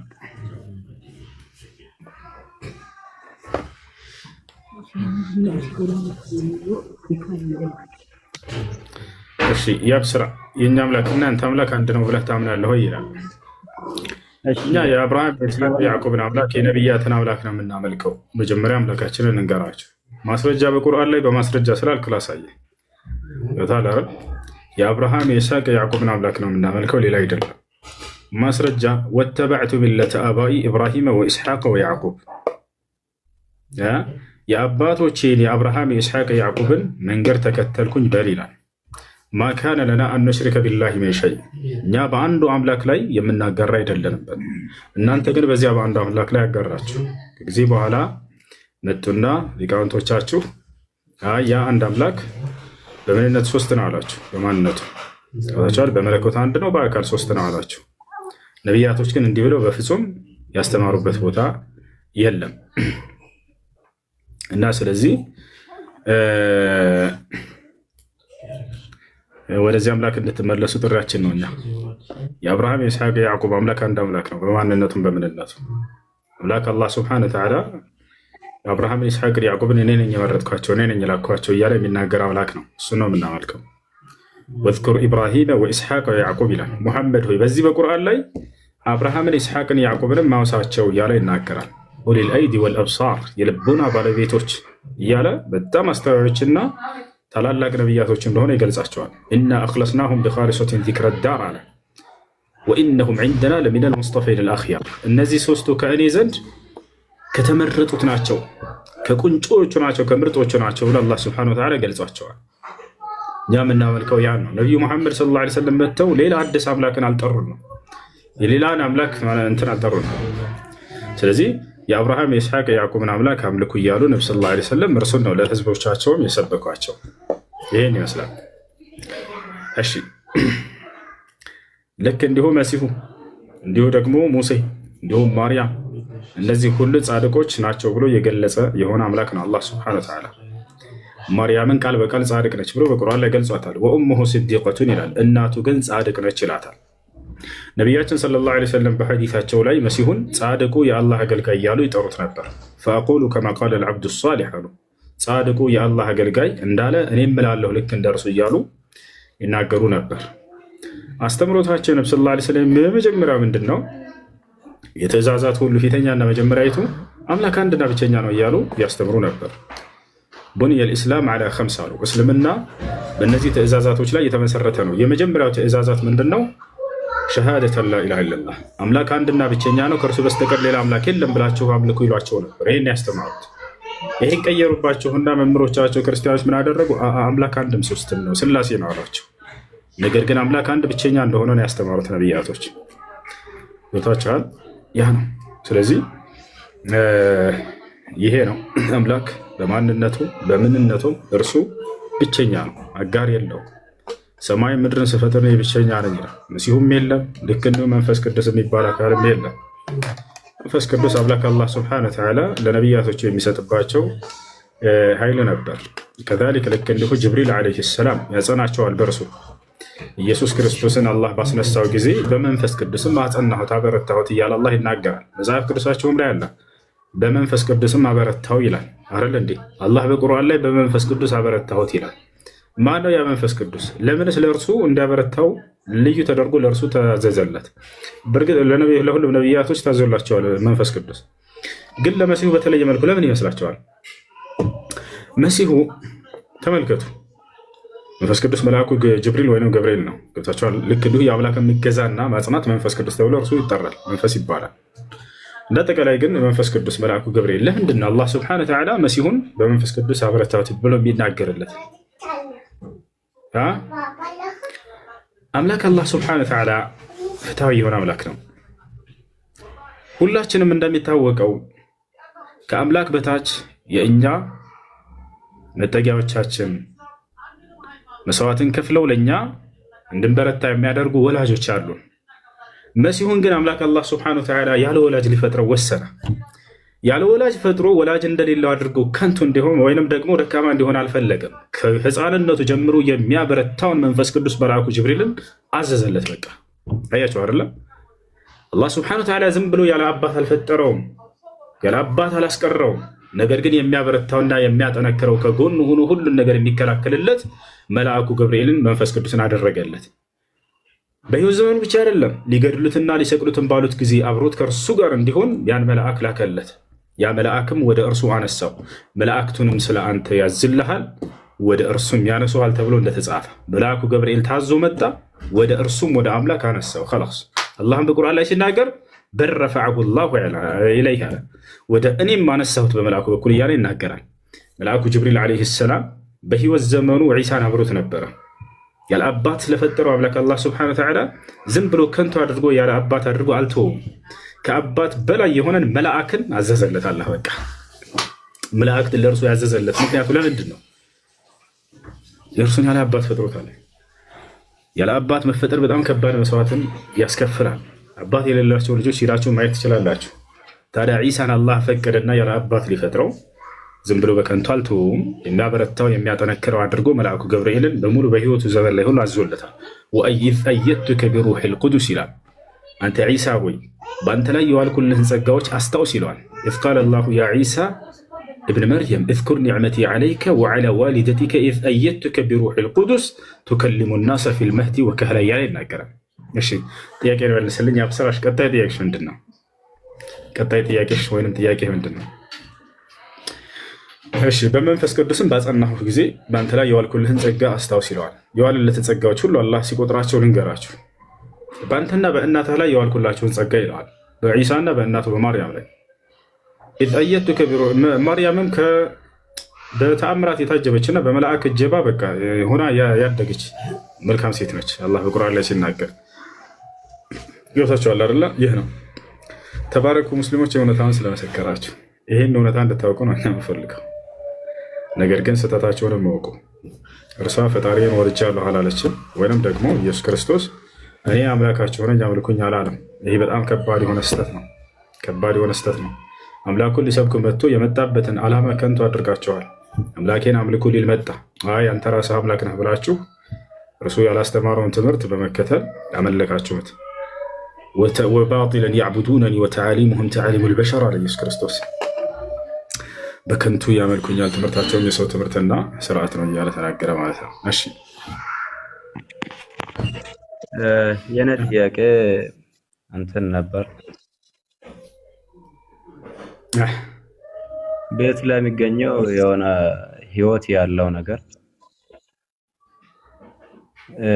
መድኃኒት ቢደረግበት ወንጀል ይሆናል ወይስ እንዴት ይታያል? ችግር የለውም። በእሳት እንዳታቃጥላቸው እንጂ ማጥፋት ከፈለክ እነሱን ብታጠፋቸው ችግር የለውም። ለምሳሌ ቤት ውስጥ እንትኖች ሊኖሩ ይችላሉ፣ ተባይ ነገራቶች ቤት ውስጥ ለምሳሌ እነዛን ሰውየው ማጥፋት ከፈለገ የሆነ ቶሎ የሚገድላቸው በሆነ ነገራቶች ያጠፋቸው ችግር የለውም። በእሳት ማቃጠል ግን ነፍሳትን አይቻልም። ነቢ ስ ላ ሰለም ላያደርጉ ቢናር ላ ረብናር ስላሉ የእሳት ባለቤት ካልሆነ በስተቀር በእሳት ማንንም እንዳይቀጣ ብሏል።